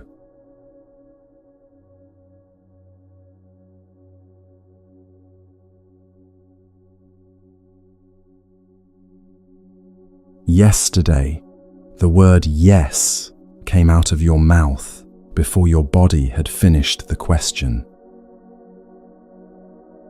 Someone asked something of you. A favor, a stretch of time, a piece of attention you did not actually have to give. The yes was already on its way before the question fully landed. It was the trained yes. The default yes. The yes that has been the structure of your life for so long that no one, including you, registers it as a choice anymore. The body noticed. The body always notices. Somewhere in the chest, the moment the yes left your mouth, there was a small, tight registering, the kind that says, "We cannot really do that. The calendar will not hold. We are already past the line we were trying to hold this week." The body said no in the language it has. The mouth had already said yes in the language the body does not speak. The mouth had been answering for the body for so long that the body had stopped expecting to be consulted. Picture the day differently. An email arrives at 4 p.m. asking you to take on a piece of work that is not yours. A friend texts at 9 p.m. and the trained yes is already drafting the long reply. A family member assumes you will handle the thing nobody wants to handle this weekend. Each of those is a moment when the trained yes has been running the conversation on the body's behalf, while the body sits silent at the back of the room. This teaching gives you 3 things before it ends. The Buddhist framing for why declining is the first work of the path. The single breath of practice that interrupts the trained yes. And the small daily move that gives the body its vote back. The Buddha placed this work 7th on his 8-step path. He called it Samma, Vayama, right effort. The Vibhanga Sutta in the Sayutta Nikaya names 4 kinds of right effort. Preventing unwholesome states from arising. Abandoning unwholesome states that have already arisen. Cultivating wholesome states that have not yet arisen. Maintaining wholesome states that are already present. Notice that the first 2 are forms of refusal. Preventing. Abandoning. The Buddha placed the work of declining ahead of the work of cultivating for a practical reason. If you do not know how to decline what is already exhausting you, the work of cultivating new wholesome states has nowhere to land. So the small word the body has been asking for is, in the canon's own framing, the very first work of the path. Not a moral failure for not yet being able to say it. A practice. A trained capacity. Something that builds slowly, the way any skill builds, through repetition and patience. Most of us learned the trained yes very early. We learned that being agreeable was how we kept the people around us calm. We absorbed the lesson that saying no produced a temporary discomfort in the room that we did not want to be responsible for. So we said yes over and over, for years, until the muscle for no had atrophied. The muscle is still there. It is just out of shape. The atrophy has a cost the body has been quietly paying. Resentment that has nowhere to go, because saying no would have prevented the resentment in the first place. Tiredness that builds across years, because every yes that should have been a no costs something the body cannot recover quickly. A growing distance between what you actually want and what you actually do.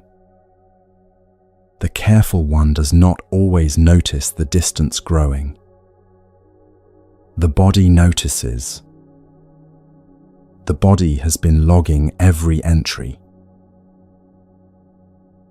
The work of the daily no begins very small. You do not need to overhaul your relationships. You do not need to send anyone a long letter explaining what you will and will not do anymore. You need only to start noticing the trained yes the moment it begins to form, and to give yourself one breath before it leaves your mouth. One breath is the practice. Inside that one breath, the body has time to send up its actual report. Yes, we can do that this week. No, we cannot. Yes, but only if I move two other things. No, not this time. The breath gives the body a vote it has not been allowed to cast for years. Once you have the breath, the no becomes simpler than you expected. No, I cannot do that this week. No, I am not able to take that on. No, I am going to step back from that one. Notice that the no does not require an essay. It does not require a justification. It can stand on its own as a complete sentence. Most people who have lived as the careful one have a particular fear about the no. The fear is that the people who depend on them will not understand, or will be hurt, or will be angry. Some of them will be. A few will not understand the first time. A few will be confused that the trained yes is not arriving at the moment it usually does. What practitioners eventually report, after some weeks of saying no, is that the people who matter adjust. They learn the new shape of you. The relationships that were healthy survive the no. The relationships that were not healthy were going to need to change anyway. This is right effort in operation. It is also right speech, in a quiet way. The Buddha was specific about right speech. True, kind, useful, and timely. The trained yes was sometimes none of those things. The honest no, spoken without cruelty, meets all four. There is a quieter shift that practitioners report after a few weeks of saying no. The voice itself sounds different. It loses the small upward lift it used to carry, the one that turned every sentence into a question for the listener's approval. It becomes, by small degrees, a voice that lives somewhere underneath the throat instead of in front of the mouth. Friends notice the change before the careful one does. They cannot quite name it. What they hear is a person who has begun to take up the right amount of room in the conversation. The Padana Sutta in the Sutta Nipata has a beautiful line about effort. My effort is firm. My mindfulness is established. My body is calm. The line was spoken by someone facing a much harder kind of resistance than a daily refusal. The sequence is exactly right. The body becomes calm only after mindfulness has been established. Mindfulness can be established only when the effort is firm, without being strained. The right effort holds steady without becoming a fight. That is also true of the daily no. The no is not a fight. The no is not a moral position you are taking. The no is a calm, firm, kind sentence delivered from a body that has finally been allowed to vote. No drama. No long explanation. No apology that undoes the no on its way out. Let yourself try one in the next few days. A small one. Choose a request you would normally agree to without thinking. Notice the trained yes preparing to leave your mouth. Take one breath. Let the body cast its actual vote. If the body votes no, say so, simply, kindly, without elaborate apology. Notice the small, almost surprising sense of being on your own side that follows. The first few times will feel awkward. The voice in your head will tell you that you have just done something wrong. You have not. You have done the 7th step of the Eightfold Path. The voice will quieten over time as the practice becomes habit. There is a small, practical detail worth holding. Many people who begin saying no swing the pendulum too far. They say no to everything for a few weeks as a kind of corrective. The corrective is understandable. The practice is discernment. Some yeses still belong in your life. Some are wholesome. Some give you energy rather than taking it. The work is letting the body's actual vote be heard each time and acting on that vote. There is also a quieter version of the no that the canon does not name explicitly, but practitioners discover quickly. The half no. No, I cannot do that this week, but I can do a smaller version of it next week. No, I cannot stay on the call for an hour, but I can stay for 15 minutes. No, I cannot take the whole project, but I can take this part of it. The half no honors the body's capacity while keeping the relationship alive.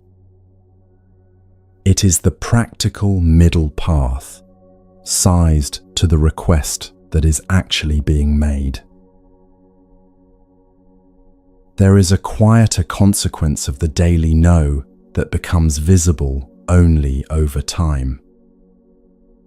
Each time you say no in alignment with the body's actual report, something inside you registers that you are listening. The body learns that the inhabitant is paying attention to its votes. a real trust begins to form between you and the body that has been doing the carrying. That trust, repeated over many small refusals, is what eventually settles the chronic small ache that has been there for years. The body stops bracing against being overruled by the very person who lives inside it. What follows from the daily no in the next teaching is harder than the no itself. Resting from the kindness you owe yourself. Letting even the practice of self-care be allowed to rest when you are tired of practicing, without that rest becoming a betrayal of the practice. The Attavagga of the Dhammapada has the next line, and it sounds like a friend.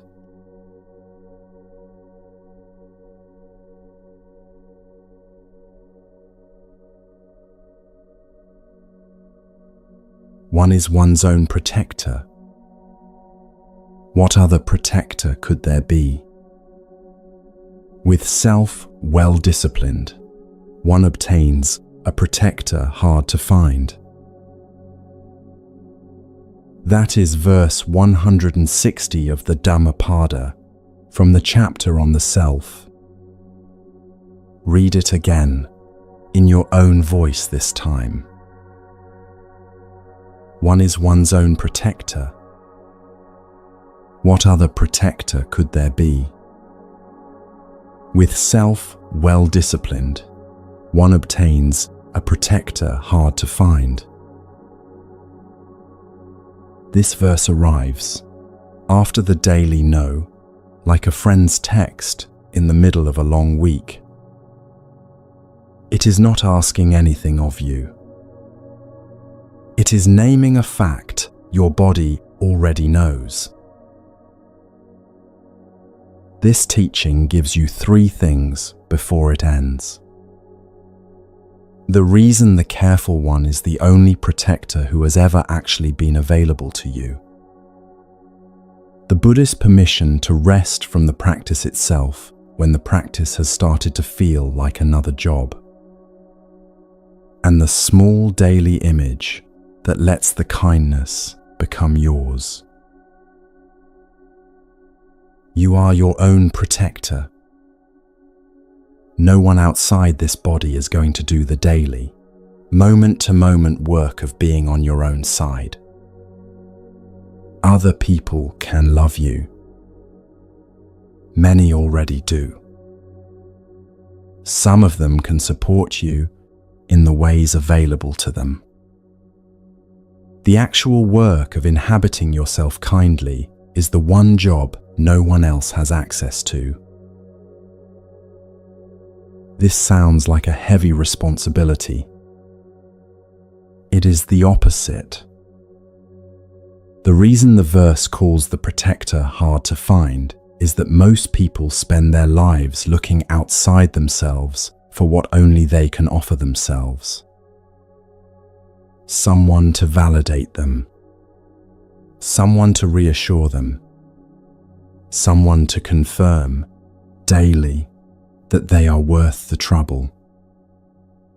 The verse is offering an alternative.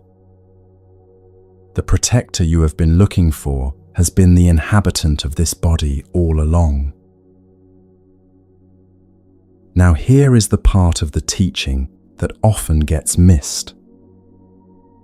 The protector is also someone who needs rest. The voice in your head over the past 9 teachings has probably been quietly converting all of this into another kind of demand. Now I have to do the 4 phrases. Now I have to notice my feeling tone. Now I have to be patient with my inner critic. Now I have to say no. The voice has been turning the practice into another job for the careful one to perform. That conversion is the thing the Attavaga of the Dhammapada is gently pushing back against. The verses in the Attavaga are not heroic. They are quiet.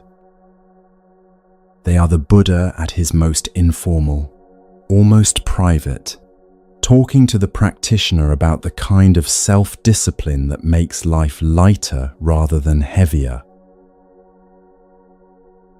The Pali word for self-discipline in this verse is closer to inhabiting than punishing. Showing up. Being a kind tenant in your own house. The discipline is staying. Here is what staying looks like on a tired night. You skip the 4 phrases tonight because you are too exhausted to find them.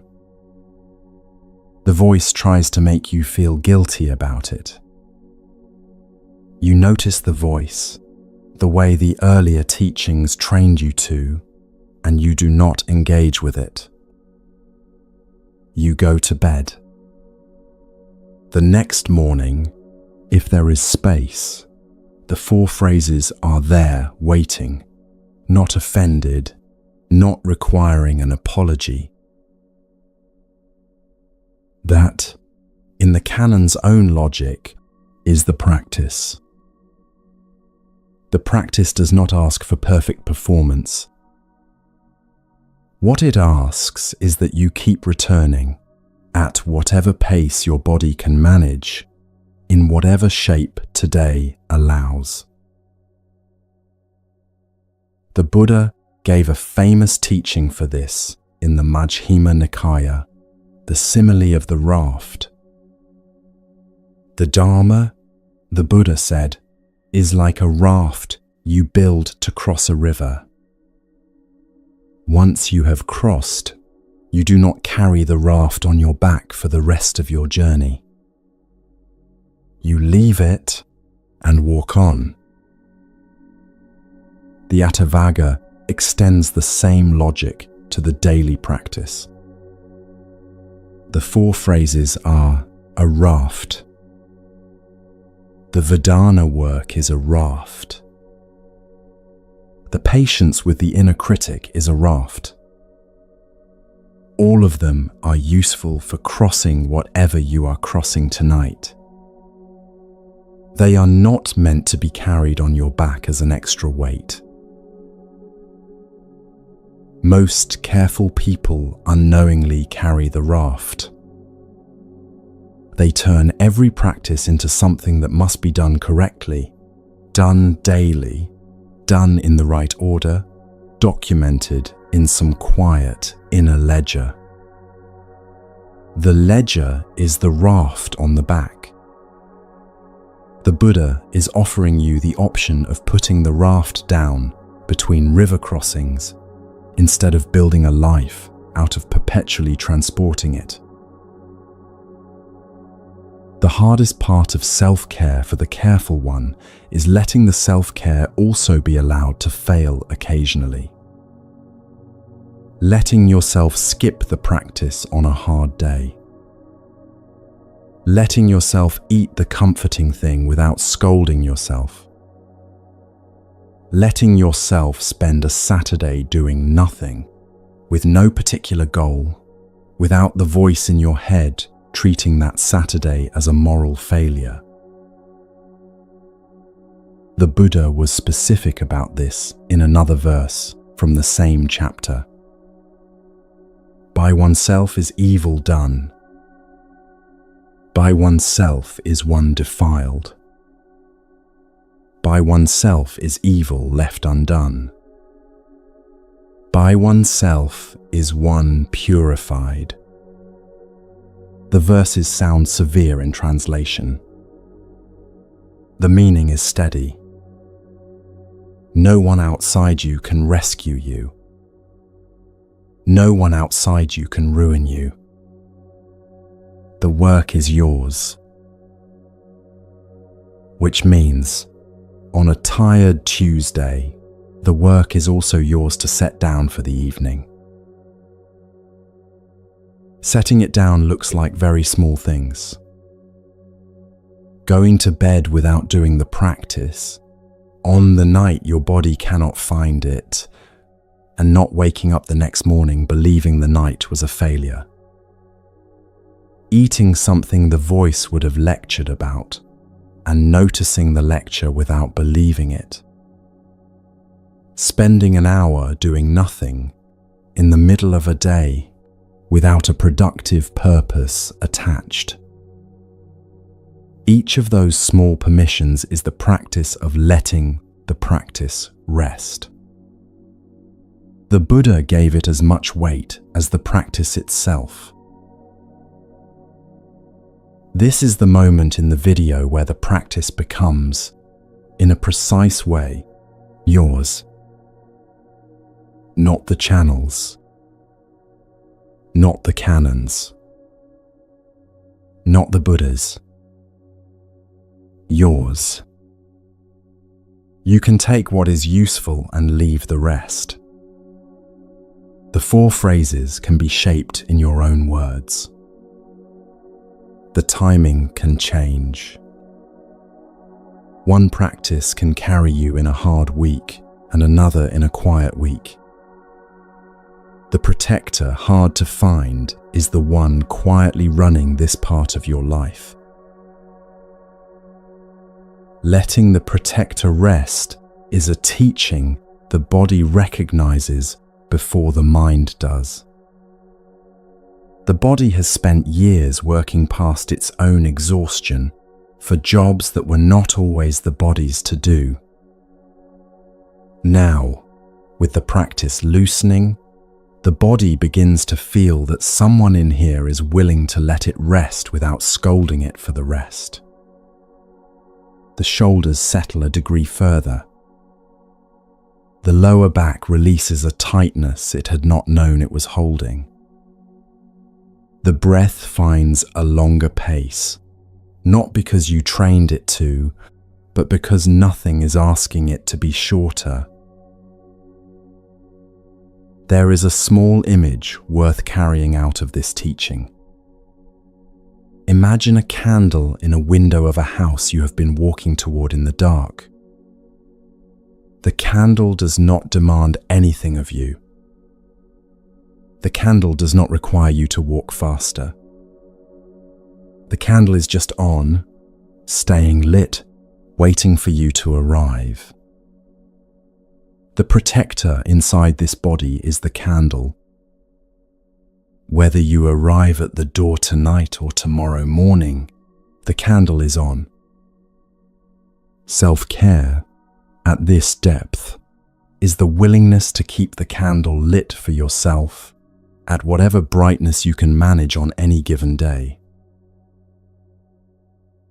There is something the careful one will only notice after a few weeks of letting the candle stay lit at whatever brightness it manages. The brightness becomes less interesting. Whether the practice was strong today or thin today stops being the measurement that defines the day.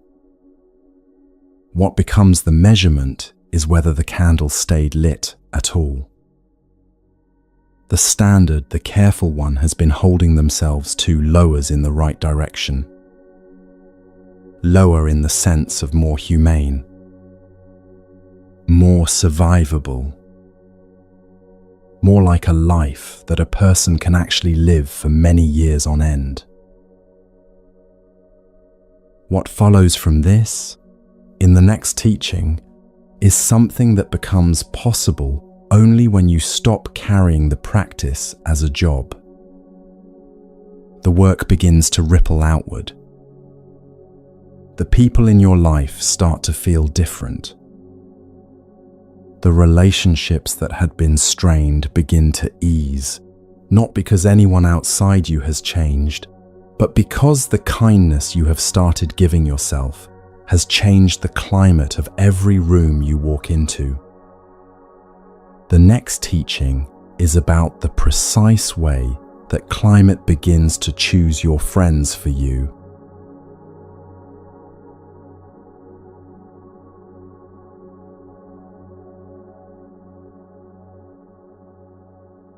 there is probably a name in your mind right now. Someone has come into focus while these teachings have been unfolding. A particular person you keep showing up for. A friend who calls more than they should. A family member whose moods set the temperature of every gathering. A colleague, a partner, an old connection that has, in the last few months, begun to feel less like a relationship and more like a job. You did not bring the name into the room on purpose. The mind brought it while you were busy with the breath. Notice it. Do not push it away. The fact that this particular name surfaced now is part of the teaching about to arrive. The Buddha had a precise word for the kind of friendship that supports the path. Kalyanamitta. Translated literally, beautiful friend, or admirable friend, or true friend. What the word names is not just companionship. It names the kind of person whose company makes the wholesome states stronger and the unwholesome states weaker. This teaching gives you 3 things before it ends. The Buddha's surprising correction to Ananda about how much of the path is friendship. The honest test for which relationships have been making you stronger and which have been wearing you out. And the most important Kalyanamitta you will ever have access to, who has been quietly waiting for you to notice all along. There is a famous moment in the Sayutta Nikaya, in a sutta called the Upadada Sutta, where the Buddha's attendant Ananda said something he had clearly been thinking about. He said that admirable friendship was half of the holy life. To walk with Kalyanamitta, Ananda thought, is to be halfway through the practice. The Buddha, with characteristic precision, corrected him. He said, "No, Ananda. Admirable friendship is not half the holy life. It is the whole of the holy life." Sit with that for a moment. The Buddha, who was not given to overstatement, said the company you keep is the entire path. Not most of it. Not the social part of it. The whole. This is because the company you keep shapes, over years, what kind of mind you have. The voice in your head is not only the inheritance from your earliest caregivers. It is also the slow accumulation of every conversation you have been part of since. The friends who have been kind have softened your inner voice in ways you cannot quite measure. The friends who have been harsh have made the harsh voice slightly louder in ways you also cannot quite measure. The mind is shaped by the rooms it spends time in. For the careful one, this teaching has a quiet, uncomfortable bite.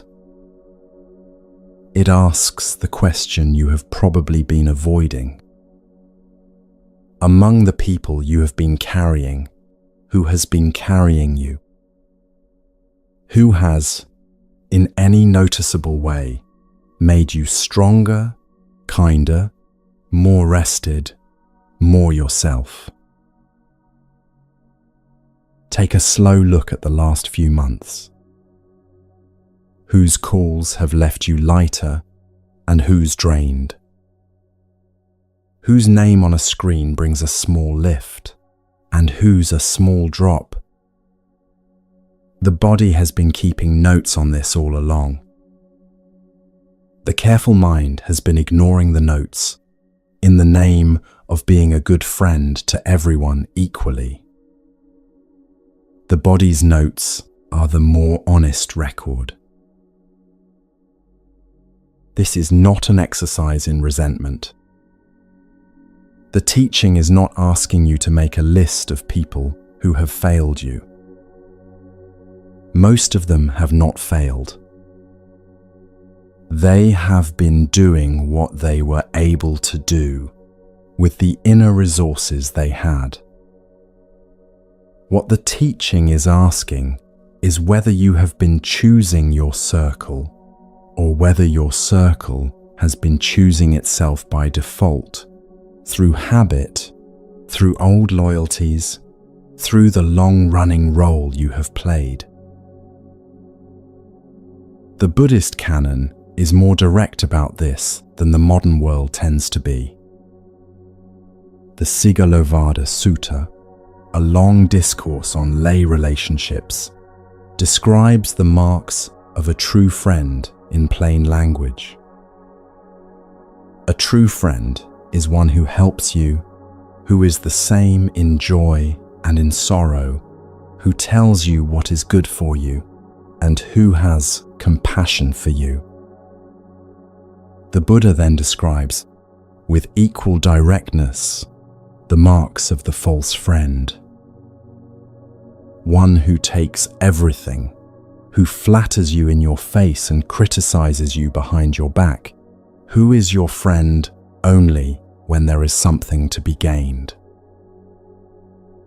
The text is not subtle. It does not require interpretation. Notice that the canon assumes you are allowed to make the distinction. The Buddha did not believe loyalty meant tolerating treatment that eroded you. He named the categories so his students could see them clearly and adjust accordingly. Adjustment did not have to mean cutting people off in dramatic ways. It often meant a quiet change in how much access someone had to you. A relationship that used to take 5 hours a week could, over time, take 2. A daily call could become a weekly one. A friendship could remain a friendship while changing shape. This is what the practice has been quietly preparing you for. The metta for yourself. The Vedana work. The patience with the inner critic. The daily no. All of it has been creating the inner ground from which honest discernment becomes possible. Without that ground, any change in your relationships would have felt like cruelty. With it, the same change becomes simply the sentence, "This person and I have grown into different shapes, and the friendship needs to find its new size."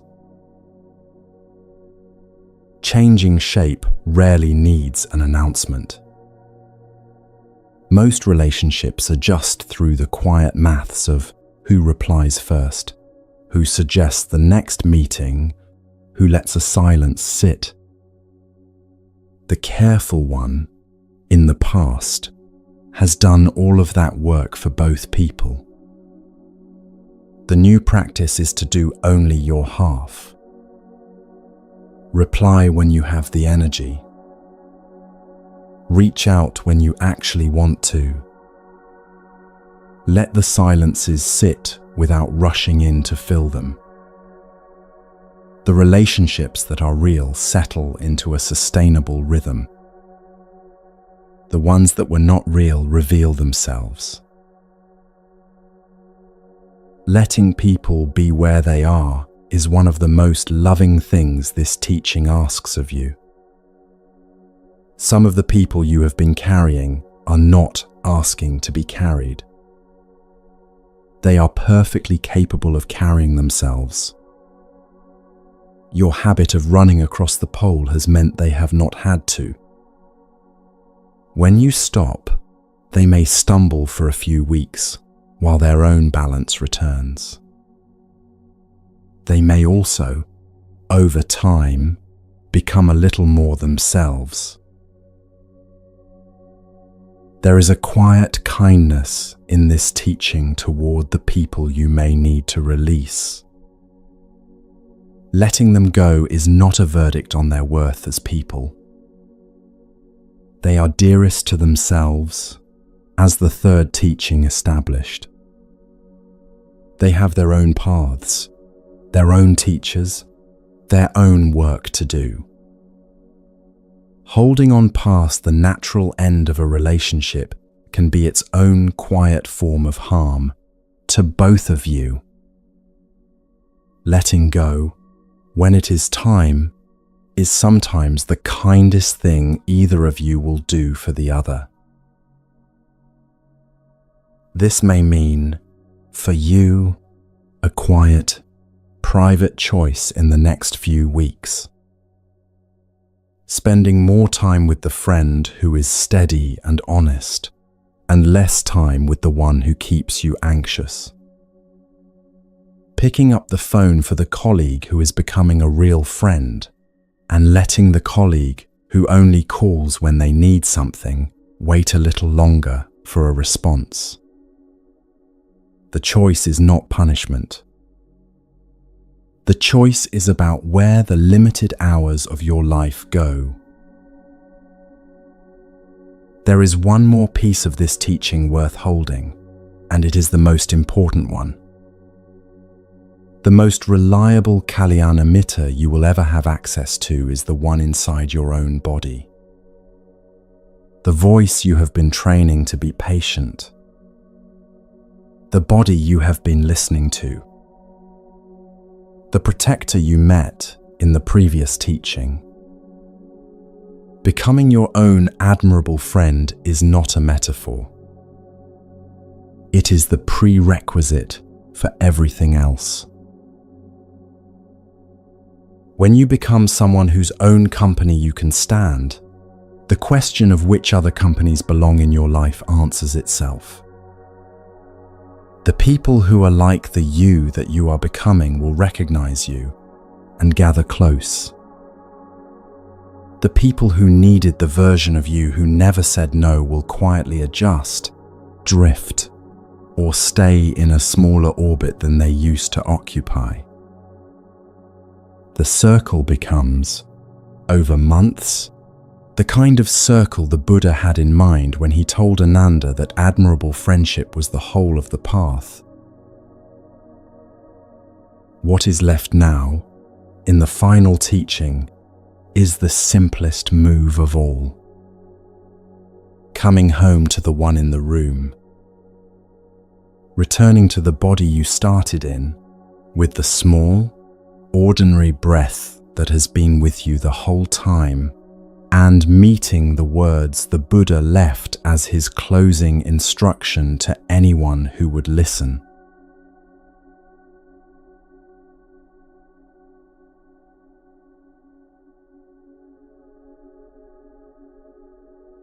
Be a refuge unto yourselves. That sentence is from one of the last things the Buddha said. The Mahaparinibbana Sutta records his final months. He was old. He was tired. He knew he would not be there much longer to answer questions. Ananda, who had been with him for decades, was distraught at the thought of losing him. The Buddha looked at his closest student and gave him a sentence in Pali that has been preserved for 2,500 years. Attadipa Viharatha. Be lamps unto yourselves. Be your own refuge. Take no other refuge. Pause on the situation. An old man in his last weeks, with disciples who had built their lives around him. the expected sentence was, "Stay close, follow the path I have laid down." What he said instead was the opposite of attachment to him. Be your own light. Hold no other refuge. The teaching was the most respectful thing he could offer them. He trusted them with their own minds. This was the last instruction from the most patient teacher in the canon. After everything he had ever said, after the Four Noble Truths, the Eightfold Path, the Four Foundations of Mindfulness, the long teaching collections that fill thousands of pages, what he left his students with was a single, simple sentence that fit on a small piece of paper. The teaching is yours now. The refuge is in you. This teaching gives you three things before it ends. The reason this sentence from the Buddha is the integration of every previous teaching in this video. The honest naming of who you have been waiting for all this time. And the small, almost imperceptible recognition that the work is yours and that everything you need is already in the room. This is what the previous 11 teachings have been quietly preparing for. The first honest look. The understanding of why kindness toward yourself feels foreign. The Buddha's reply to a tired old householder. The 4 phrases of metta. The mindfulness of feeling. The patience with the inner critic. The acrobats on the bamboo pole. The 8 winds. The daily no. The permission to rest from the practice. The discernment of admirable friendship. Each of those teachings was in the service of this one quiet recognition. Be a refuge unto yourselves. Notice what is left in the body after that sentence has settled. The room is still around you. The chair is still under you. The breath is still rising and falling under whatever hand is on whatever chest tonight. Nothing has been added. Something quiet has been confirmed. You have been the refuge all along. The body you have been ignoring is the refuge. The breath you have been moving past is the refuge. The voice you have been training, degree by degree, to be patient is the refuge. The kindness you have just spent the last few hours quietly returning to is the refuge. Nothing outside this body is going to be more reliable than what is already in here. The sentence is also, in the canon's own framing, a teaching of profound humility. The Buddha did not say, "Follow my teachings forever." He did not say, "I will always be available." He did not even say, "Trust the lineage that comes after me." What he said was that the work is yours, and you have everything you need to do it. This is the teaching that completes the entire pilgrimage of the previous 11. The question that opened this video some hours ago was about the person who cares for everyone but themselves.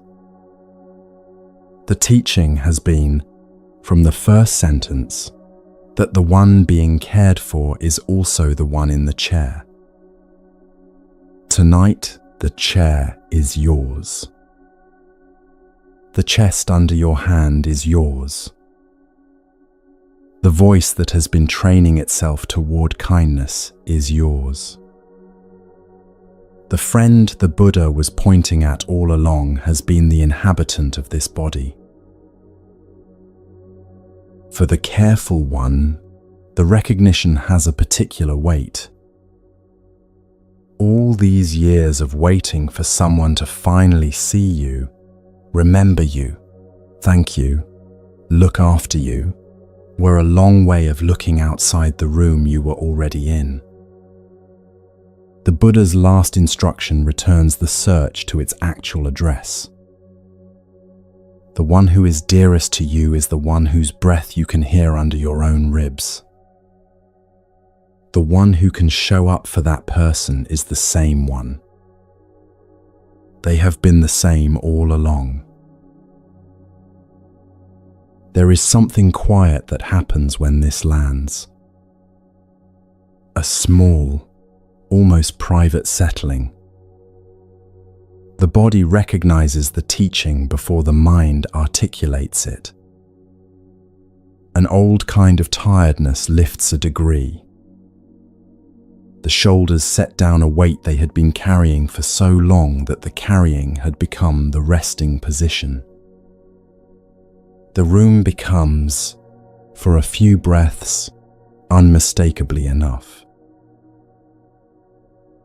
Notice, if you can, what the body has done while you have been listening. The hand is probably still on the chest, or has settled into the lap in the way bodies do when they have been treated kindly for a stretch of time.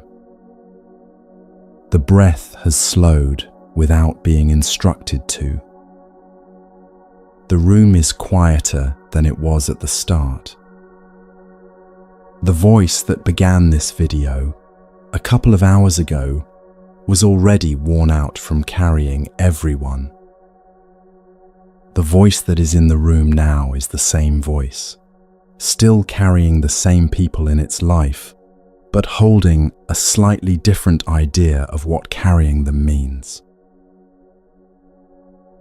You may notice that the harsh voice has gone quiet. Not silenced, just quiet for a few breaths, the way a forest creature goes still when it realizes no one is chasing it anymore. The voice will return tomorrow. When it does, the practices are here. The breath is here. The hand is here. The 4 phrases are here. The Vedana work is here. The patient meeting is here. The daily no is here. The friendship with yourself is here. The refuge is here. This is the meaning of the Buddha's last instruction. Everything you need is already in the room with you. The teaching has made this visible. Nothing has been added. The attention has been turned to what was already true. For someone who has spent their life caring for everyone, there is a final relief in this teaching that is hard to describe. You are no longer at the mercy of whether other people remember to take care of you. You are no longer dependent on whether the friend calls back, the colleague says thank you, the family member registers what you have been carrying. The kindness you have been giving is also the kindness you can give yourself. The well that has been dry for years is being refilled by you directly. This does not mean you stop receiving care from others. It means you are no longer waiting for it to begin existing in you. When kindness comes from outside, it is welcome. When it does not come, the supply has not run out. The supply is the body you have been quietly tending to all along. The supply looks small, a breath that takes a little longer, a meal without a lecture, a no you let stand, a small kindness you offer yourself the way you offer it to a friend. Each is the refuge in operation. The refuge is not visible from the outside. It is what is happening inside the body that has finally let itself be cared for. There is also, in this teaching, a quiet permission for everything that is still unfinished in you. The work is not done. The work will not be done in this lifetime, for anyone.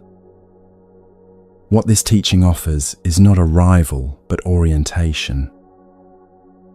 A direction the body knows how to walk in, even on tired days. The refuge is not a place you reach. The refuge is the body you walk in. What the Buddha gave Ananda in that final teaching is the same thing he is giving you here. A hand on the shoulder. A voice saying, "The work is yours. The refuge is in you. You have everything you need. Nothing more is required. Nothing more is being asked." The breath continues. The room continues. The body that has spent its life caring for everyone but itself is, for a few quiet breaths, being cared for by the one in the chair, by the one whose hand is still resting where it has been resting, by the one who has been the refuge all along.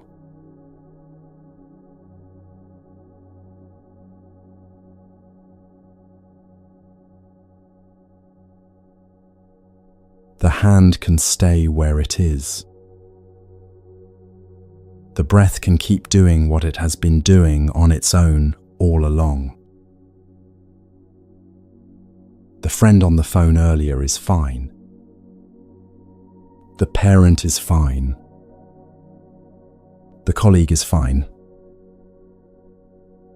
They have been in good hands the whole time. The hands have been yours. The one who finally received some of the same care tonight is the one whose breath you can hear, if you slow down enough to listen. That breath is steady now. It has been steady the whole time.